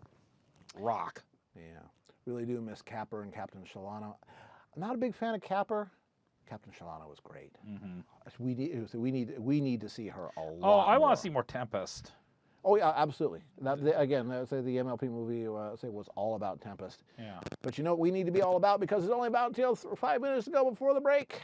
Oh yes. We need to be all about doing our duty, because we want to click on this thing right here and say thank you to University Art for being our sponsor and for keeping Baron supplied in art supplies. Man, I have done this so many times. Yes. I'm going to sit down and count one of these days, but I would bet you I've done this 200 times. Yeah. Well, University Art. Who the hell is University Art? Well, they are a high-end art supply store with branches in Redwood City in Sacramento, California, San Jose, California for another week or so. They're going to close that particular store, unfortunately. Lease problems, including money. That being said, they have some of the best sales staff around. All of them are artists themselves. All of them are very knowledgeable. None of them are on commission, so they have no pressure to sell you the most profitable thing. They sell you the right thing. They also have demonstrations. They have workshops. They have trade shows and craft fairs and the whole bit. Their framing shop is museum quality. I get all my stuff done there. I will continue to get all my stuff done there. They will occasionally loan us their employees to be guests. Folks like, like Jeff Braunschreiber and Jaya King, who has recently gone independent the way that Baron has. And again, they are just all around good people. So we want to say thank you to University Art for being our sponsor and for keeping Baron supplied with art supplies. Thank you. Sometimes you guys lurk, so we say, hi, Jeff. Hi, Mike. And that does our duty for the next hour. Hooray. Bing, thud. Man, I'm good. Yeah, they wrote out. Yeah, no, Tempest is coming back. I think she's coming back. They have already mentioned her. Tempest by name. They have mentioned the pirate ship, so maybe we'll see Captain Shalano again. They have mentioned they've mentioned a lot of the events in the MLP movie in season 8 so far. So I am very hopeful that we're going to see Captain Shalano. We're going to see Tempest. I can do without Grubber. Yeah. And Capper didn't do anything for me one way or the other. He was just furry bait. Although MK Toon liked Capper best. So a question for folks, since we're coming up on the last break of the evening, when we come back, do you guys want to see me finish this piece out, or do you want to see me start working on something else? Yeah, what do you want? What do you guys want? You want something new, or do you want to see this one taken to its logical conclusion? Yeah, finish up all the shading and everything like that. Show you the. Tell us. In harmony. Well, I don't know what the new thing. Okay, I think we're finished. So it depends on what the new thing is. I don't know what the new thing is. It'll be just basically what you guys have. Okay, so basically the choice is request. Right. So request or finish it. Request or finish it. Request or finish it. Okay, well. Yeah, finish it, but we also have. Say, that was before folks knew that the possibility was a request. So finish. It's about shading tonight. Finish.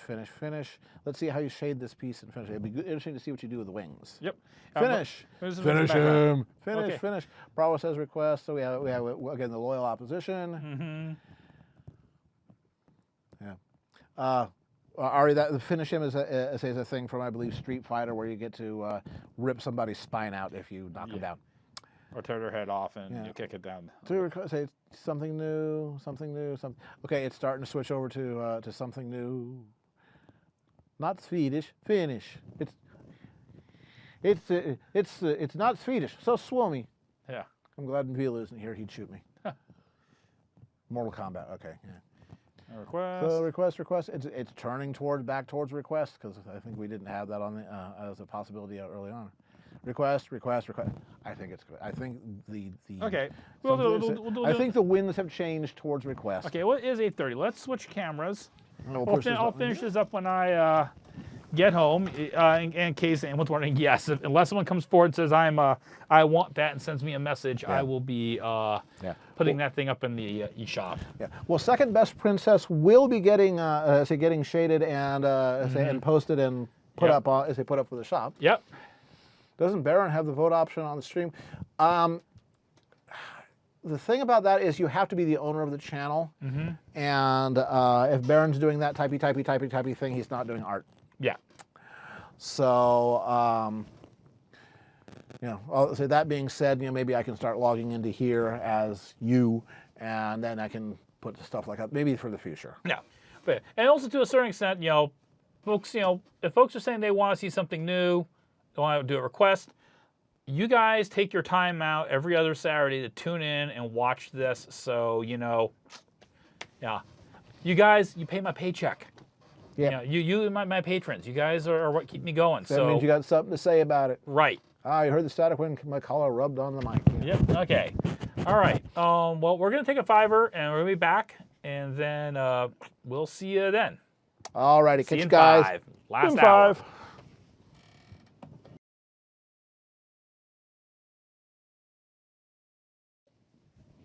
Aries 7, last day.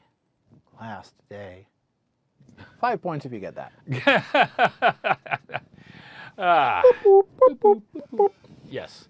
And before we go any further, I want to say the thing I've been saying a couple times tonight, but I do want to thank all my patrons on Patreon. You guys really do, every month. That helps, straighten the bills out, evens things out and everything. Makes it a lot easier for me to be able to, do what I'm doing. I want to thank you guys for it. And if you guys are not a patron, and you might want to consider it, $1 a month can make a difference. And a lot of folks go, hey, if Nazumi got it. Yeah. If everyone on DeviantArt gave me $1, I'd be in a much different situation. So you folks who do come through every month, you're great. You're amazing. Okay, we got 1 hour left. I got a fresh piece of paper. What would you guys like to see for a request, so I can show you some more shading techniques and everything like that? You know the usual rules. Nothing as a commission. It's got to be. Yeah, you know the rules. You know the rules. You're all veterans. Right. 1, 2, 3, go. Yes. Yeah, and probably talking about Logan's Run. Yeah. Logan's Run. Yeah, you lived to be 30, and on your 30th birthday, you maybe got to go get a renewal, but it turns out there was no renewal. You know, it was one of those, you know, die young and leave a good-looking corpse 70s dystopian things. Yep. Carousel. A griffin. A mech fight. Charlie letting loose on the weekend. Maybe percolating some more hormones. Yeah. Sunset Shimmer is a cowgirl. Yeehaw! That could be possible. Mechapon. Rarity Kisu Kisu Twilight. There is no sanctuary. Thank you, Prow. Chewbacca as a princess. Oh! Zecora as an actual evil enchantress. Diamond Tiara torturing a voodoo doll of Apple Bloom. Nice. That one downhill Bettina as fast. Captain Israeli. Darth Brony. Celestia in a Jessica Rabbit dress. We've seen that a few times. Yes. French maid Octavia. We did Luna. How about Celestia? Okay. Yeah, human sassy saddles wearing a denim miniskirt and high heels, vinyl scratch on her day off, listening to classical music. Rosemary, Radivarian circus clown. You're weird. Vipera Vixen in a bunny suit. Molestia. Well, that's the intersection of Celestia and having fun. Right. Rosemary Parker meeting Jessica Knight. Okay. Smish. If Care to win as a My Little Brony. Yeah. Yeah, we have that actually. It's kind of sort of called Calvados. So if I did Celestia as Jessica Rabbit dress, okay, interesting. If we do, She's good, but she's yeah. If we do Celestia, well, we have Celestia. Let's see. And Anthro or Foreleg. If we do Jessica Rabbit, it's got to be, of course, Anthro. Yeah, well, not necessarily. Not necessarily. Yeah, true. I did do that one of her at the table. Now let's see. What do we got here? Celestia with dragonfly wings. Anthro show style. I like my Celestia four-leggy. Sure style. Yep. And Peruser, since we already had Anthro for the last one, Anthro. Four-leggy doing what she does when no one is watching. Not drinking tea. Celestia in 80s power suit. Yeah, there you go. Giving against Luna. That's two characters. Yeah. And unless it's being basically done like Celestia eating a wedding cake all by herself. through like some kind of VoIP, and she's yelling at Luna. There you go, Gamer Celestia. Gamer Celestia, or attempting to be Gamer Celestia. Well, remember, say Buttons' mom, she had it going on, and she was a better gamer than Buttons. Yeah. Yeah. Yeah. Okay. All right. Oh, there you go. There you go. Dance Dance Revolution Celestia. Okay. Or Trot Trot Revolution. Yes. Okay. Okay. Let's chew on some ideas here. Okay. Yeah, Celestia impersonating Sigourney Weaver in Aliens. With little Philly Twilight. Yeah, Celestia getting caught with a former wedding cake. Smear it all over my body. Yeah. A four-legger. No, we know what you meant. DDR. Okay. Double data rate. Oh, okay. All right. So I think I know what we're doing. Okay. What I'm doing is I'm pushing this button right here. All right. Now change glasses. Get away from her, you witch. Yes. Yeah. Against with Chrysalis. Yeah, Chrysalis as the alien.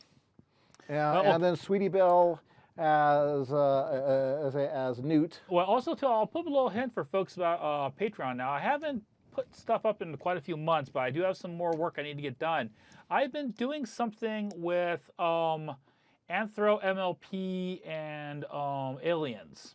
I've actually put some stuff up on my Patreon, and it's staying as Patreon-only content. So just something to keep in mind. Yep. Oh, Kenkit did Fluttershy taming the alien. Yeah. He's just is that right? I thought Pixel Kitty's Luna and the Alien Queen in the beauty competition was like, okay, Pixel Kitties, you're amazing, but my God, sometimes you're so wrong. So Kenkit has not done MLP art for a while. It's a shame. But then again, Kenkit is addressing many audiences, you know.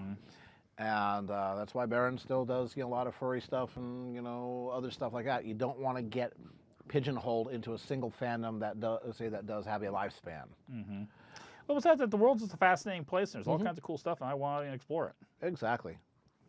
I mean, I think we still need to visit Andorra again one of these days. Oh yeah, I've actually been blowing the the dust off and going through and saying, okay, what part of this manuscript do I want to keep and what part am I just going to toss and throw of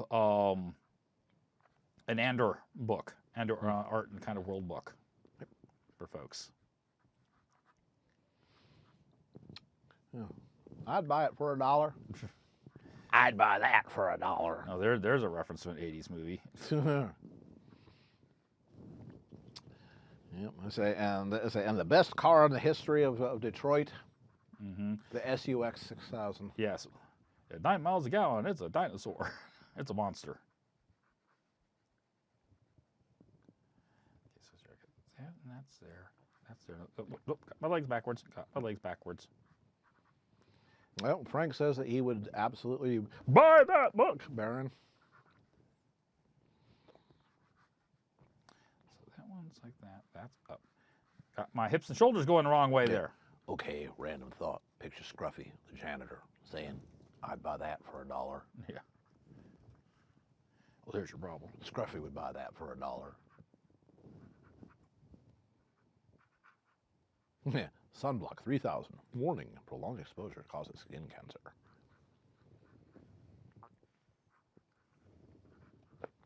Speaking of cars, Ford has announced that just continuing North American sales of all sedans. It's all sedans, except the Mustang and the Focus hatchback. Well, part of what they're saying, they're going to be going, SUVs and crossovers. Well, what they're calling crossovers, look at them carefully. They're hatchbacks with a couple of inches more ground clearance and a couple inches more cabin. And they can still meet all their mileage goals, even the ones that are trying to get booted out. Say with what they're calling crossovers. I mean, as far as I'm concerned, they're not really a crossover unless you can really go out womping around in the off-road. I don't think these would, but who knows? But yeah, it's just a style. I mean, the sedans have not been selling well, and it is possible to do crossover style, and meet decent mileage goals, and that's what people want. So we were just actually having a kitchen conversation about this earlier today. No, Battle Axe, she has not found the scripts. Yeah. So I just been wanting to get Evan and May restarted. She's trying to find her manuscripts that she had written up. Because she had basically like next few... Do they have all-wheel drive at least? Some of them will. Yeah. Right now I own 2 cars. I have my Mustang and I have a Mazda Speed 6, and the Mazda Speed 6 is all-wheel drive, and I like the all-wheel drive. It's very, very different in feel from rear-wheel drive, which is what I have in the Mustang. But but it does add a lot of expense, and it does cost you a couple miles a gallon just in mechanical losses. So. Anyone want to buy a Mazda Speed 6? I don't drive it anymore. But I am liking the Mustang. I mean, I won't kid you. Look at the 2018 Mustang, and with again the V8 is up to 460 horsepower. They have that brand new 10-speed computer-controlled automatic transmission that is awesome. And it's a complete stock. All you got to do is just get it with the the so-called performance package, and for like $35,000, you have a V8 with 465 horses that will do a 0 to 60 of 3.9, and that will do a quarter mile in under 12 seconds. Yeah, not bad. And that leaves you if you were going to buy a $50,000 Mustang, which are never mind the Shelbys, just buy the $35,000 one, spend $10,000, put a supercharger on it, then go out and surprise Ferraris. Come here, little horsey.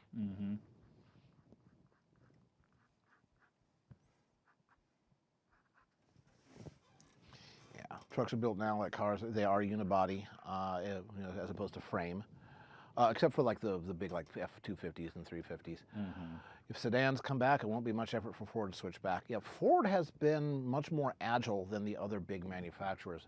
They were the only one that didn't need a bailout during that 2008-2009 meltdown. Yep. And Ford has their act together. Yeah, they wanted the option to exercise a line of cred if they needed to, but they never actually did. Yeah, Orca. Actually, Ford has been selling a lot of the Edge and the Explorer to police departments. They have a Yep. police trim one. Edge, yeah. In fact, Sunnyvale's been switching slowly over to them. Yeah. Although CHP, which has a bunch of those, is starting to experiment with the Charger. Mm-hmm.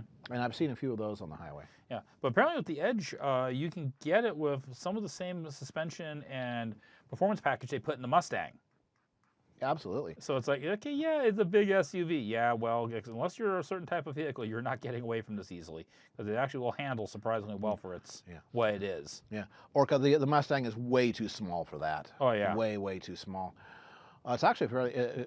It looks big and bulky because of the shape of the. It's got very burly shoulders, as it were. But if you take a look at the wheelbase and the footprint of the car, it's pretty small. Yeah. Yeah. I mean, it's only like 3 or 4 inches longer than your Kia Soul. Yeah.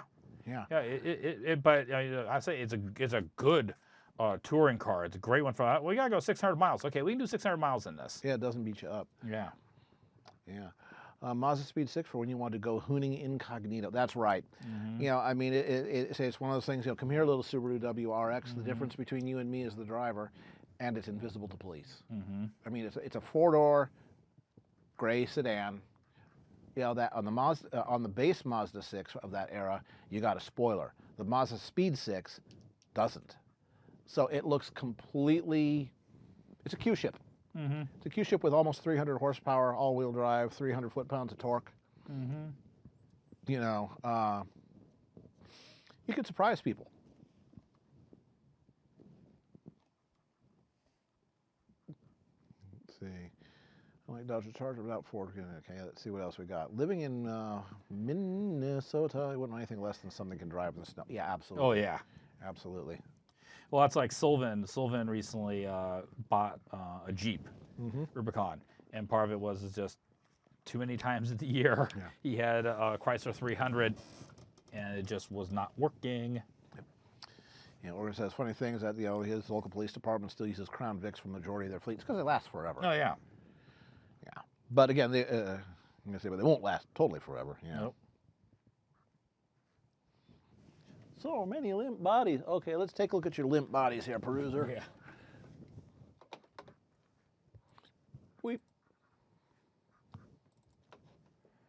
I gotta lower that leg. That's the problem. That's what's been bugging me. Yeah, many limp bodies. Well, you see, ponies molt and shed their outer skins to continue growth. Yeah. I imagine your back hurts. Take care of your back. I have a completely degenerated disc in my my lower back, and it talks to me pretty dang loud, and it's because of posture, et cetera, et cetera. It's from slouching in front of a computer for 30 plus years. When your mom says sit up straight, she's right. Yeah. But yeah, do take care of your back. Again, all artists need to do that because it's really easy for an artist to mess themselves up over a period of 10 years. Yeah, exactly. And once you've messed it up, you never go back to how you were. You can go back to a point where, hey, I feel pretty good, life's good and everything today, but it's not 100% again. It never will. So if you can just avoid taking that journey in the first place, yep, you'll be better off. Yeah, and it's no fun. And it's expensive. You're telling me.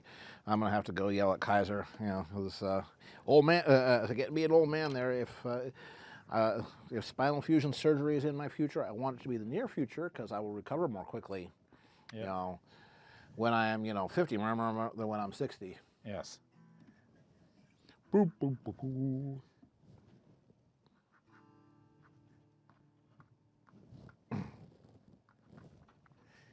By the way, in case you're wondering why I'm doing that little, I'm just double checking to make sure, okay, are limbs measuring up being the right length? It's kind of like the equivalent of you always see the artist like with the pencil looking at the bowl of fruit. Well, yeah, they're not doing that just because they're trying to be,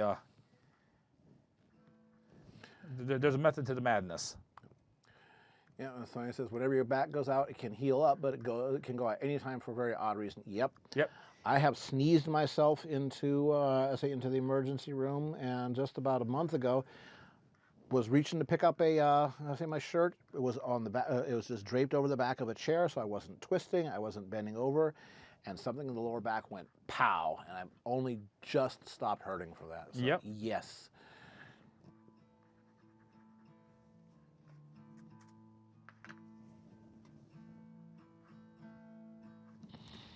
And if you throw your back out, one of the added benefits is that you will get very good at predicting the weather because yeah. you'll get your own built-in barometer afterwards. And you will always be able to tell quite often, like up to 48 hours before the next time the weather goes bad. Oh, my right knee is a barometer. Yep. That's the one I got to see the kneecap, in a motorcycle accident. Yep. The pink one had many. Yep. Yeah.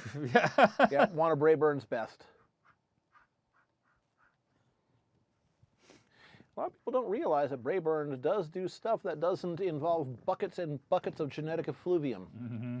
And you know what's best about Brayburn is not the art. Yeah, I mean, his stuff is cute and all that. The man can write. Mm-hmm. He can write natural dialogue. Mm-hmm. Natural sounding dialogue that flows well, that there's nothing extraneous, Mm-hmm. that conveys things, and it sounds in character, etc. And he does it as well as anyone I've seen, do this who is, professional. He's really good. Mm-hmm. The exact opposite of Kanishi Panda, who is so over the top. Well, I guess right now it's almost like it's like I own this. I'm gonna own it. Yeah.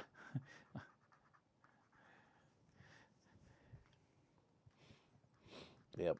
I used to have a good chiropractor, but Google hired him to go around, from cubicle to cubicle. Dr. Rob. Doc Rob, yeah. Yes. He's snapping necks at Google. Yeah, but he's not really snapping next. Yeah.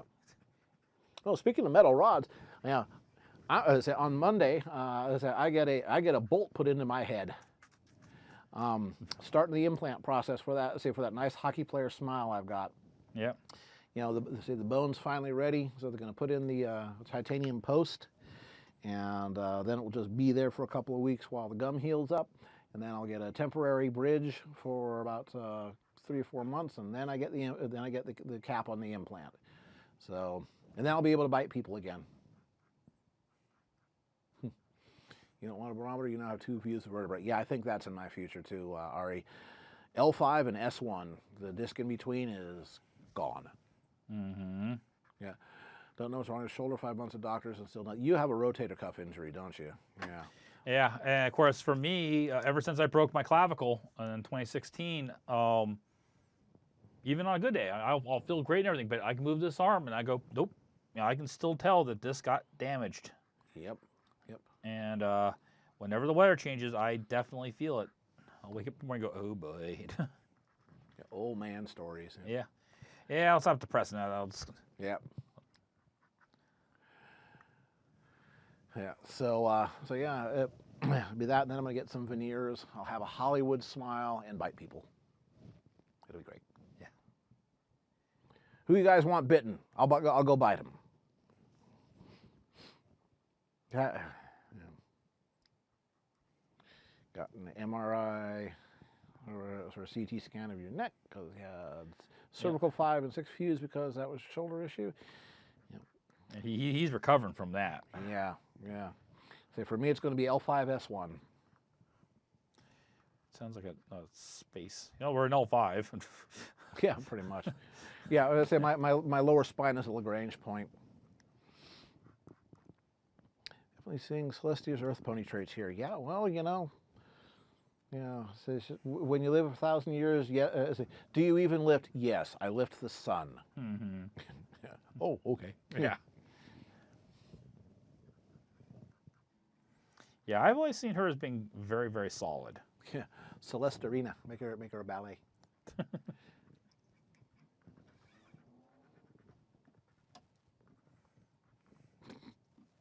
At the moment, looks male. I've seen plenty of art where, yeah, okay, never mind.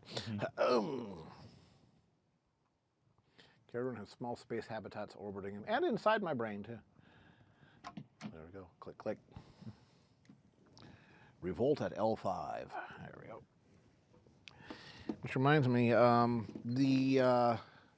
there's a Planet Hunter satellite test. Why not? Just why not? Yeah, and it's and it's going to start looking for some more planets. Unlike Kepler, which was aimed only at one particular point in the sky, but it could catch really, really faint transiting.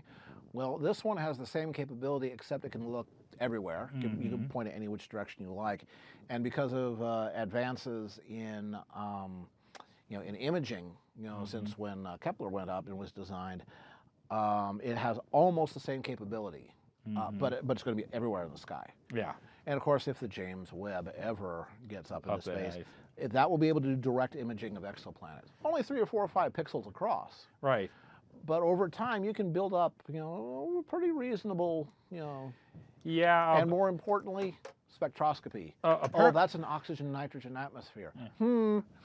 Apparently, one of the things that maybe caused Mighty Muffins has arrived. Yay! That might delay Jack Webb some more. Is you remember SpaceX doing the launch earlier this year with the Zuma? Yep. A satellite, and apparently SpaceX has been cleared. Said, nope, it wasn't your fault. You didn't do anything. It was Northrop Grumman, and apparently it was the payload carriage. Yep. And they're going, we need to look at that because that's exactly the same payload carriage we're going to use for the Webb telescope.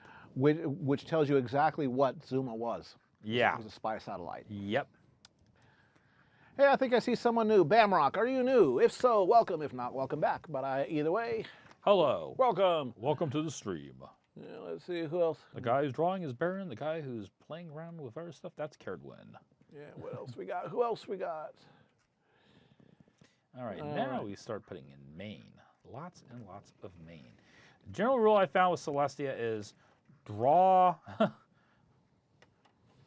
get her figure worked out, then... The main is next because Baron be working on a Celestia.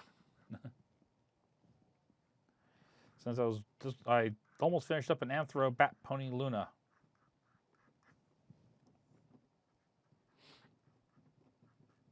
Good, best princess. See, this is why Mighty Muffins understands how the universe works. Mm-hmm. Best princess. Celestia's kind of like Equestria's mom. Sometimes she's full of crap, but you should listen to her anyway. It's just not worth it. She knows what she's talking about. I was hoping for Cheerly, but Celestia is good too. Well, they do have the same voice actor. Yes. That's silly. Webster, I think I'll just be my next commission instead. Yes, yes. Now you understand. Yeah.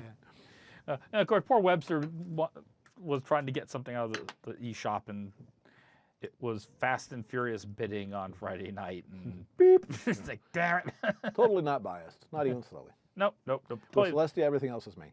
yeah, it's totally objective. Yep, Baron's topic tonight, you say. Yeah, early on, Baron did 3, more or less identical Apple Jacks, except the paper and the shading technique were different. Mm-hmm. And discussed, the different styles, etc. So that would be if you're interested in learning, more advanced, pencil and graphite shading. Watch the rerun of the show again. Look down, whoop, whoop, just underneath the video, and you see a section called recordings. It'll be there for a while. I think Picardo keeps like the last dozen or so. Mm-hmm. And it'll eventually show up on Baron's YouTube channel. Mm-hmm. And of course, I have local recordings here. Ecclesia's mom has got it going on.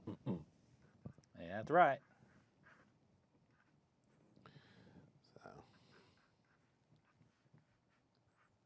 So Mighty Muffins, I'll ask a question at you since you're asking questions at us. I understand that next week, Oklahoma and central U.S. Tornado Alley is going to be very active. Explain to us why. So guys, let me fire this up then. So since Okay, like the hyperventilating Fluttershy. There we go.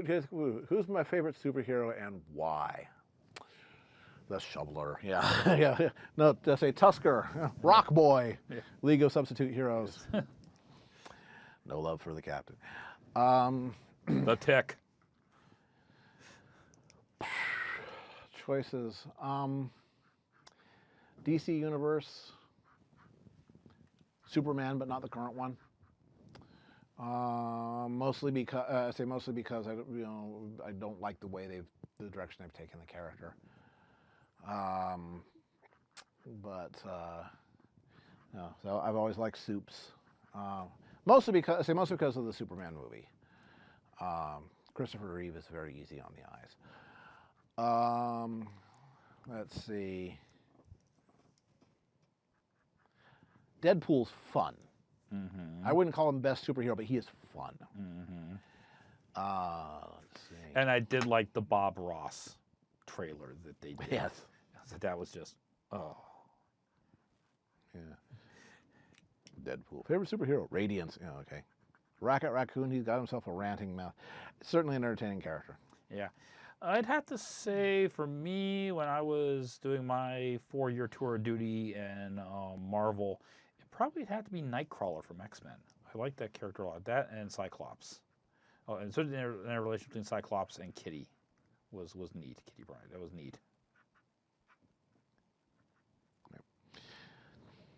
Yeah, Muffins. We'll order up some some nice convergence between okay. Yeah. We will dip down that that subpolar jet nice and far south just for you. Deadpool's a villain. Well, you're say villain, superhero, Anti-hero. Yeah. Fastacorn, the God Empress. Mm-hmm.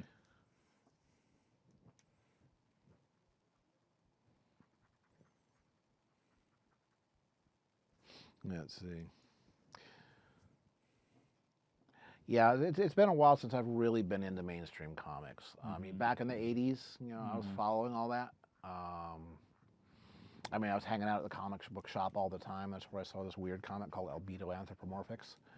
Yeah, for me in the 80s, when after I got into college and everything, I was basically all over the manga and independent stuff. So that's why I was mentioning the Tick and Yeah, Sons. Which Green Lantern? I say Hal Jordan. Hal Jordan. He was good. Now I did like when they did the relaunch of Mike Grell did the artwork for Green Arrow. Yeah. Or Green. That was neat. I like that. That was neat.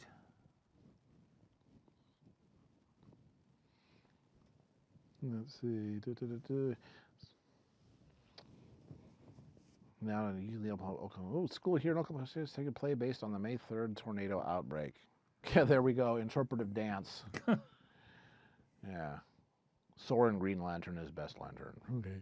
I think I've seen that piece. Yeah, just be careful chasing them. Don't want to be somewhere over the rainbow. Yeah, not too many rainbows around. Around tornadoes because they're always associated with giant thunderstorms. Supercells. Yeah, supercells and wall clouds and all kinds of things that go. Yeah, I want to be down in the bunker. Need to catch up on Usagi Jimbo. Yeah. Oh, Stan Sakai. Do not get Dusty started on Stan Sakai. You will see the biggest fanboying you've ever seen in your life. But yeah, Stan Sakai is one of the great gentlemen of comics. Yeah, exactly. Him, Sergio Aragonis. Mm-hmm.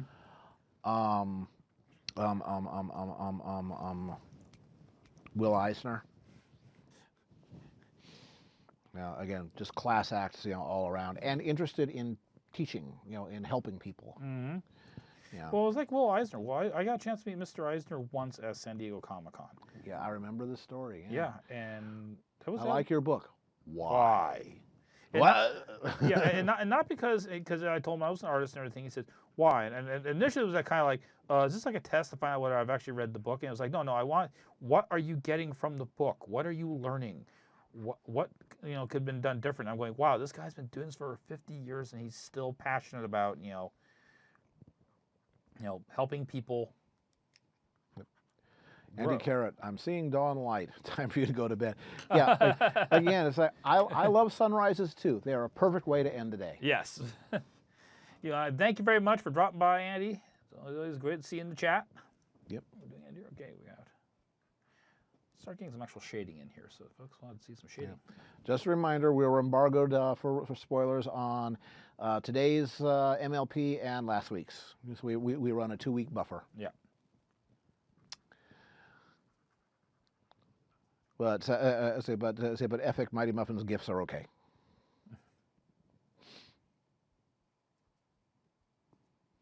Yeah, let's see. Now, once again, here for Celly, I'm going to just go kind of light on it. I don't want to go too... That's a good looking Celestia. Happy Celestia is best Celestia. It needs to happen more often. Yes.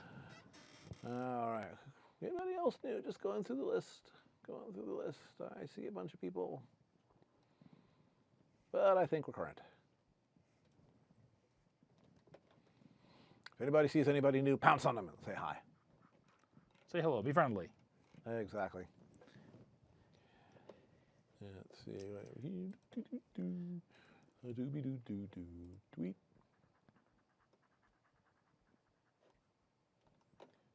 I have to admit, Mighty, some of the tweets you were putting up today really, really make me want to see the episodes. Like, I want to know what's the context for this picture.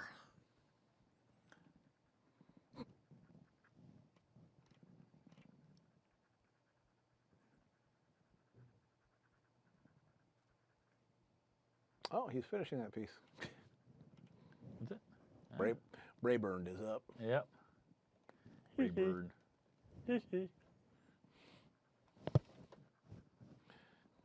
Yeah, I like Brayburn stuff. Yeah. Again, it's so optimistic. Mm-hmm. Yeah. Have you all noticed how well they've been animating the princesses since season 4? Well, again, they've got all of the basic animations, a huge library of them now for the main 6. Mm-hmm.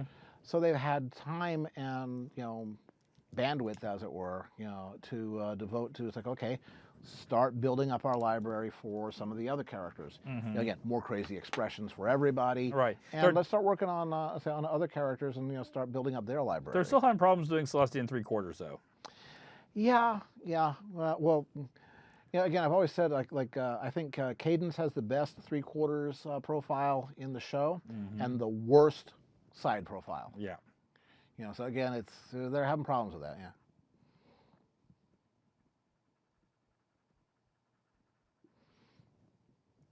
Yeah, animation across the board. Yeah, well, exactly. Yeah, it's exactly. It's amazing what they got.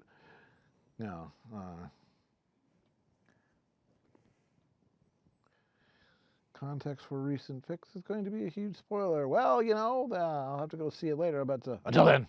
Yeah. Hey, cats. Hello, cats.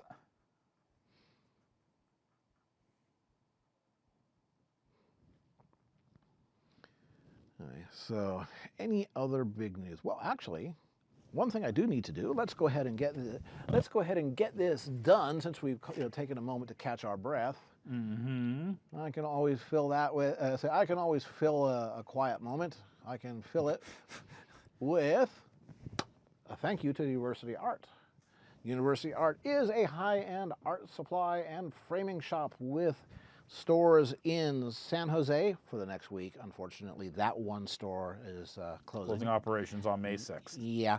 But they still have stores in Redwood City and Sacramento, and they ain't going nowhere. And what the hell's in those stores? Well, they have a very good sales staff, all of whom are artists in their own right, very knowledgeable. None of them are on commission, so they can give you honest opinions and not sell you the expensive thing, but the right thing. They have, again, one of the best framing shops I've ever seen. I mean, if they're good enough to do, original Picassos and Albert Durés and Nobel Prizes, well, they're certainly good enough for me. They have seminars, they have craft shows, they have demonstrations, they have workshops. Again, it's not just an art store, it is a community, which is a great thing. They occasionally even loan us some of their employees, such as, well, you've seen Jeff Braunschweiber, who was on to do Egyptian Book of the Dead tomb art. And I hope to have him back sometime this year. Absolutely, he does. So again, he says he's no expert on it. BS. He's that expert. And of course, Jaya King, who's gone independent like Baron, but she was a an employee at University of Art for years and years, as was Baron. Yep. We both worked frame counter for 10 years. Yep, and now Jaya's out there melting wax and using blowtorches, say to set fires And pole dancing. And pole dancing, yes. I just have to go see one of her shows. Yeah. So anyway, yeah, we want to say thank you to them, say for sponsoring Baron, keeping him supplied with art supplies, and that takes care of our duty for this evening. Oh, I like that, generic. Does this mean look like Sally's posing for a Sports Illustrated swimsuit issue? There you go. I like it. And now he says, well, why do you think your princess is best princess? I think Celestia is best princess because I've been a manager. Mm-hmm. I've had a lot of responsibility. I know what it's like. Especially when you have to make a decision you know no one is going to be happy with, but that decision has to be done. Right. But the payroll can take 4. We've got 6. I have to lay off 2 people, and they need it. Mm-hmm. That's hard. Mm-hmm. I understand. I understand Celestia. I understand the burden of having to take responsibility. Again, she's see that I like the visuals. So, but yeah, in my own way, I identify with her. I identify with Applejack because I have a country upbringing myself. Also, too, and because she's not a drama queen. And also the fact that being a business person myself, I know what it's like to run a business. Yep. A business with tight margins. Yep. So. Yeah, generic, I understand that. I just hope they actually do it. Yeah. Like Celestia because of how warm she is. Yeah. Say, Toph, no doubt you are part cat. Yeah. So. I actually wrote a Dreamscape posting that'll be coming up in the relatively near future that deals with Celestia being warm. Yeah. So working at a framing shop for a decade makes you crazy. Yeah, pretty much. Yeah, it will. It gets you just, because some of the questions and things that get brought in when someone brings in a bowling ball and asks you to frame it, and they don't want you to go, oh, okay, there's one thing we could do here. No, I want to be able to see the finger holes. Well, great. There goes my one idea for supporting this whole thing. Can we drill into it? No. No. Okay. The weirdest thing apparently that someone ever did at UA was years and years ago. They framed the dash of a car. Why not? Someone had a British, I think it was a Triumph sports car, TR2, and the car rusted into dust. No, had an accident, and but the dash was salvageable, so they cut the dash off, and they had a big panoramic photograph made of Pacific Coast Highway down around Carmel, where I used to drive it all the time, and they had the shop fabricate this box to put the dash in the half-cut part of the steering wheel. Yep. And then it was like you're looking through the windshield, and you could see the Pacific, the ocean, and the coast, and everything like that, like you're driving along in the car. Nice. It's like, I remember, how much did that cost, Bob? You don't want to know. How long did that take? You don't want to know. How heavy was it? You don't want to know. Okay. But there's a certain amount of, if you ever have someone come back with a job like this and you sign on to this and I don't vouch for it right off the bat, I'm going to kill you. Oh, okay. That was my early days at the counter. Will a bowling ball fit into a basketball display case? Well, it's a little bit smaller, but most basketball display cases are pretty lightly built. Yeah, it won't support the weight. Yeah, bowling ball's up to 16 pounds. It was a 16-pound bowling ball. It was, and that's going to be a custom shadow box with, And we had to stack out. We got a particular line of molding where we could do stacks on top to increase the depth. We had to do that. Then we had to use, I don't think we couldn't use MDF. I forget what they had to use. They had to use some very hard, heavy-duty building material. They had probably oriented strand board. Right, and had to put that. And then we had to figure out some way to support the bowling ball. Yep. And that involved cutting a hole and securing it, and then putting some things so it couldn't pop back out and then go right straight to the plexiglass onto the floor. It was a major... Yep. And probably the weirdest thing I ever actually framed was a retrieved discarded sabot from an M1A2 Abrams tank.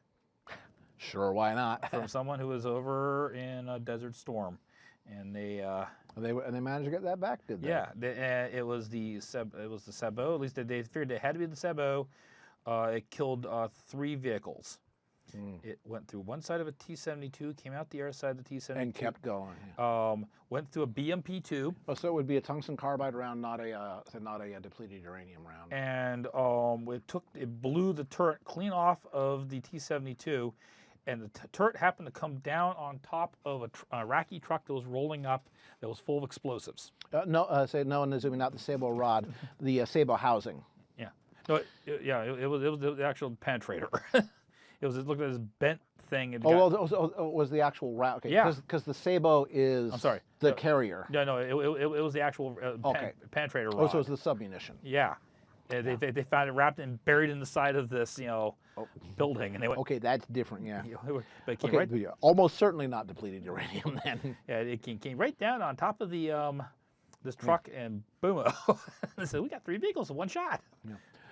Catspaw, I'm afraid that you're going to be disappointed because that's just the way that shows like this write these characters. I would like to be surprised. Mm-hmm.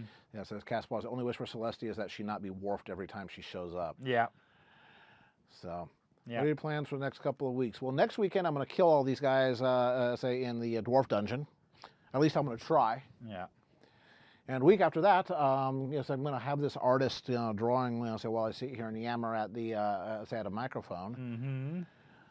Mm-hmm. For me, basically, it's going to be getting, like I say, coming up on a period of doing a heck of a lot of color commission work and getting it pushed out and off the docket and out of my life, because I need to start getting ready and prepped for BronyCon. Because that's actually not that far away for me. Yeah. And especially if I'm going to have any new work, I'm going to probably have some new anthro prints. Probably going to be doing some of the Bomber Girl stuff so that we can have that at the Roan booth. Oh, the other thing I'm going to be doing over the next couple of weeks, I have all the parts in. Dusty found me an old, well, not old, a Squire Stratocaster, a Squire Bullet. It's their entry-level Strat. And I went and bought some pickups and replacement potentiometers and basically all new hardware for it. Mm-hmm. And so I'm going to replace all of the electronics in the Stratocaster and wire it up and do my own guitar setup, because I'm going to use this as my learn how to do. The Ibanez, the little micro there, I did a lot of setup work on it myself. Just some minor changes from the way I got it from the guitar store, but the Strat is going to be from basically from the ground up. So rebuilding a guitar. Okay. And after you've rebuilt it, play it. Okay, good. Hurt people. Now they're not expensive parts. I mean. They're eBay special, no name, hot rail humbuckers, and again, just new tone and volume control, new pickup jack, new 5-way selector switch for which pickups are being used. I may replace the nut. That's the part at the very top of the neck that the strings go through that has the little notches in it. I want one that's slippier, because if it binds, then your guitar will go out of tune and stay out of tune. You want it to be, graphite is a very common material for it, so I'm going to replace the plastic one with a graphite one, or graphene. Probably won't replace the, the bridge and the saddles. That's the stuff at the other end, where the strings attach, at the guitar body. Keep the pick guard. Visually, it's going to stay pretty much the same. I'm not repainting it or anything silly like that. Right. It looks fine the way it is.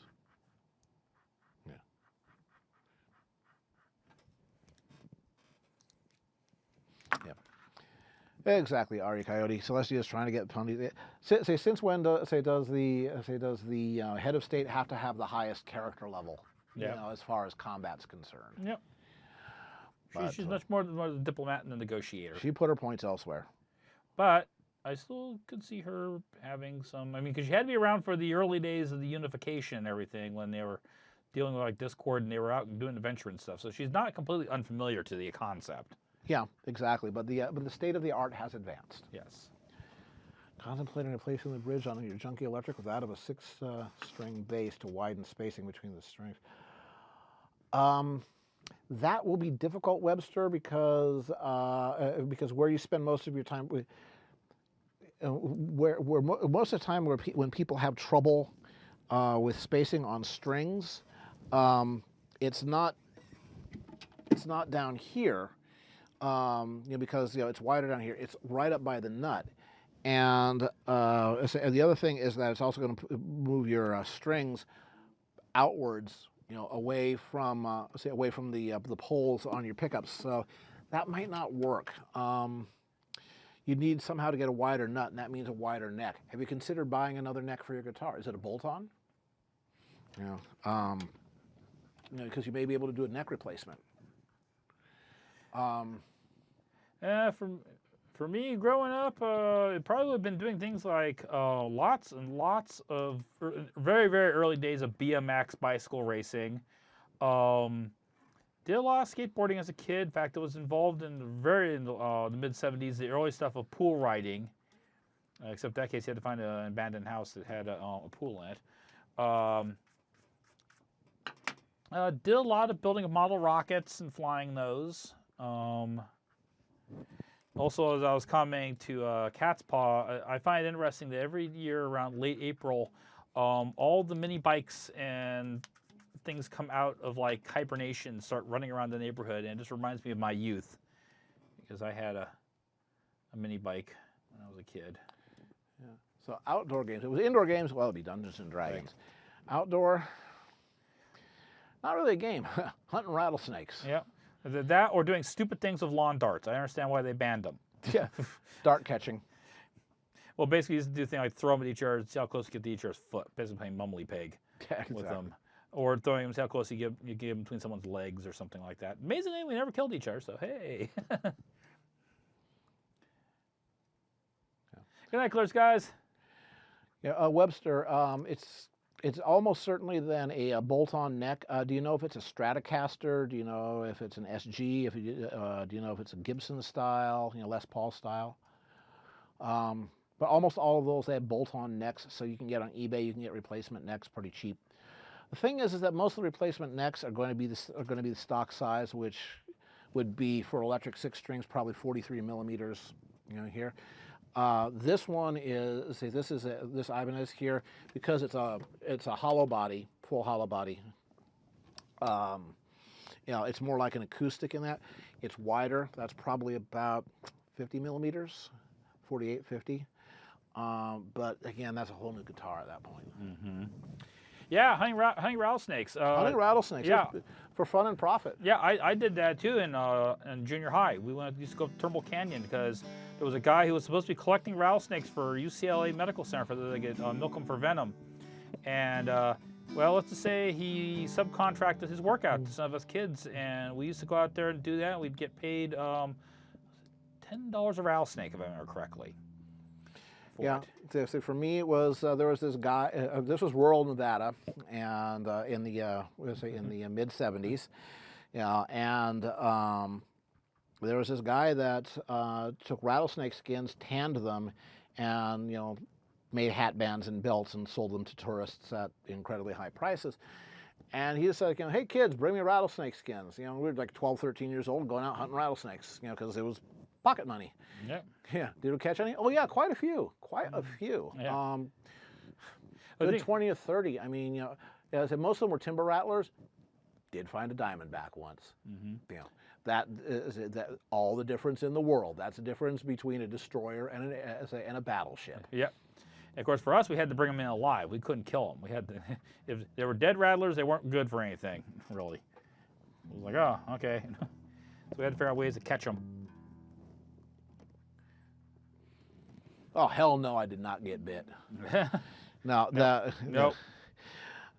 I did get stung by a scorpion once, but... No, we never got bit. We wore heavy blue jeans, and then we wore snake-proof chaps and we wore these heavy gauntlet work gloves, and we used a double layer burlap sack for transporting them. They couldn't get their fangs through that. And we used a 8-foot piece of bamboo with a piece of red felt attached to it, and we would stick it underneath rocks and everything, and they'd bite and get their fangs stuck in the felt, and then we could pull them out and then grab them by the head and then drop them in the bag. Yep. What we went out with, was a 22 rifle just in case, a rake and a hoe. Mm-hmm. Snake shot in the 22? Nope. Okay. Nope. Just standard 22 rounds there. When we found the Diamondback, we did not mess with that. Mm-hmm. Mike went and got his dad. Said, "Dad, we found a Diamondback," and my mom didn't know about this, but Mike's dad did. And he came out with his 357, and put one right behind the head, and we got $30 for that one. Mm-hmm. The guy that did it, he was from the local Stewart Indian Reservation, Mm-hmm. and when we brought in the whole thing, Mm-hmm. and he says, "Okay, we're going to cook it and you're going to eat it." He says, "Why?" He says, "Because Diamondbacks are special." Mm-hmm. He says, and he says, "Well, first of all, it's good, Mm-hmm. and secondly, you got to pay your respects." Mm-hmm. He's timber rattlers, they're vermin, is what he said. Mm-hmm. He said, Diamondbacks, they're different. Yep. So you show your respect, and it was fine. Uh-huh. Say, what does rattlesnake taste like? Tastes like rattlesnake. Yep. Now, but yeah, it was quite tasty. And it's 9:29 here. Speaking of quite tasty, yeah. Yes. What do you can see? I'll finish up Celestia here, and I'll finish up Luna tomorrow. I might buy that one myself. Okay, and I go, there we go. All right, so I want to thank all you folks for sticking it out tonight. We still got over 50 some odd people there, so that's awfully great of you.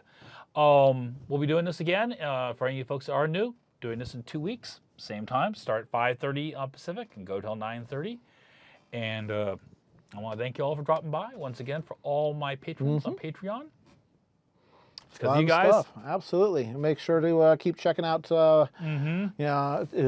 Cats. What is the food? The food is my take on mac and cheese, but with lots of chunks of chicken and Portuguese linguiça sausage chopped up into it. mushrooms. Mushrooms and onions and red bell peppers. So it ain't your mama's mac and cheese. It's my mac and cheese. Well, Lair Flanks, it'll be going up on DeviantArt when it's done. Probably by Monday. Yep. So I'll buy it. Okay. So, all right. Does the inspiration? Kind of, yeah. Yeah. You get a reroll when you need it. Yeah. That's how inspiration is.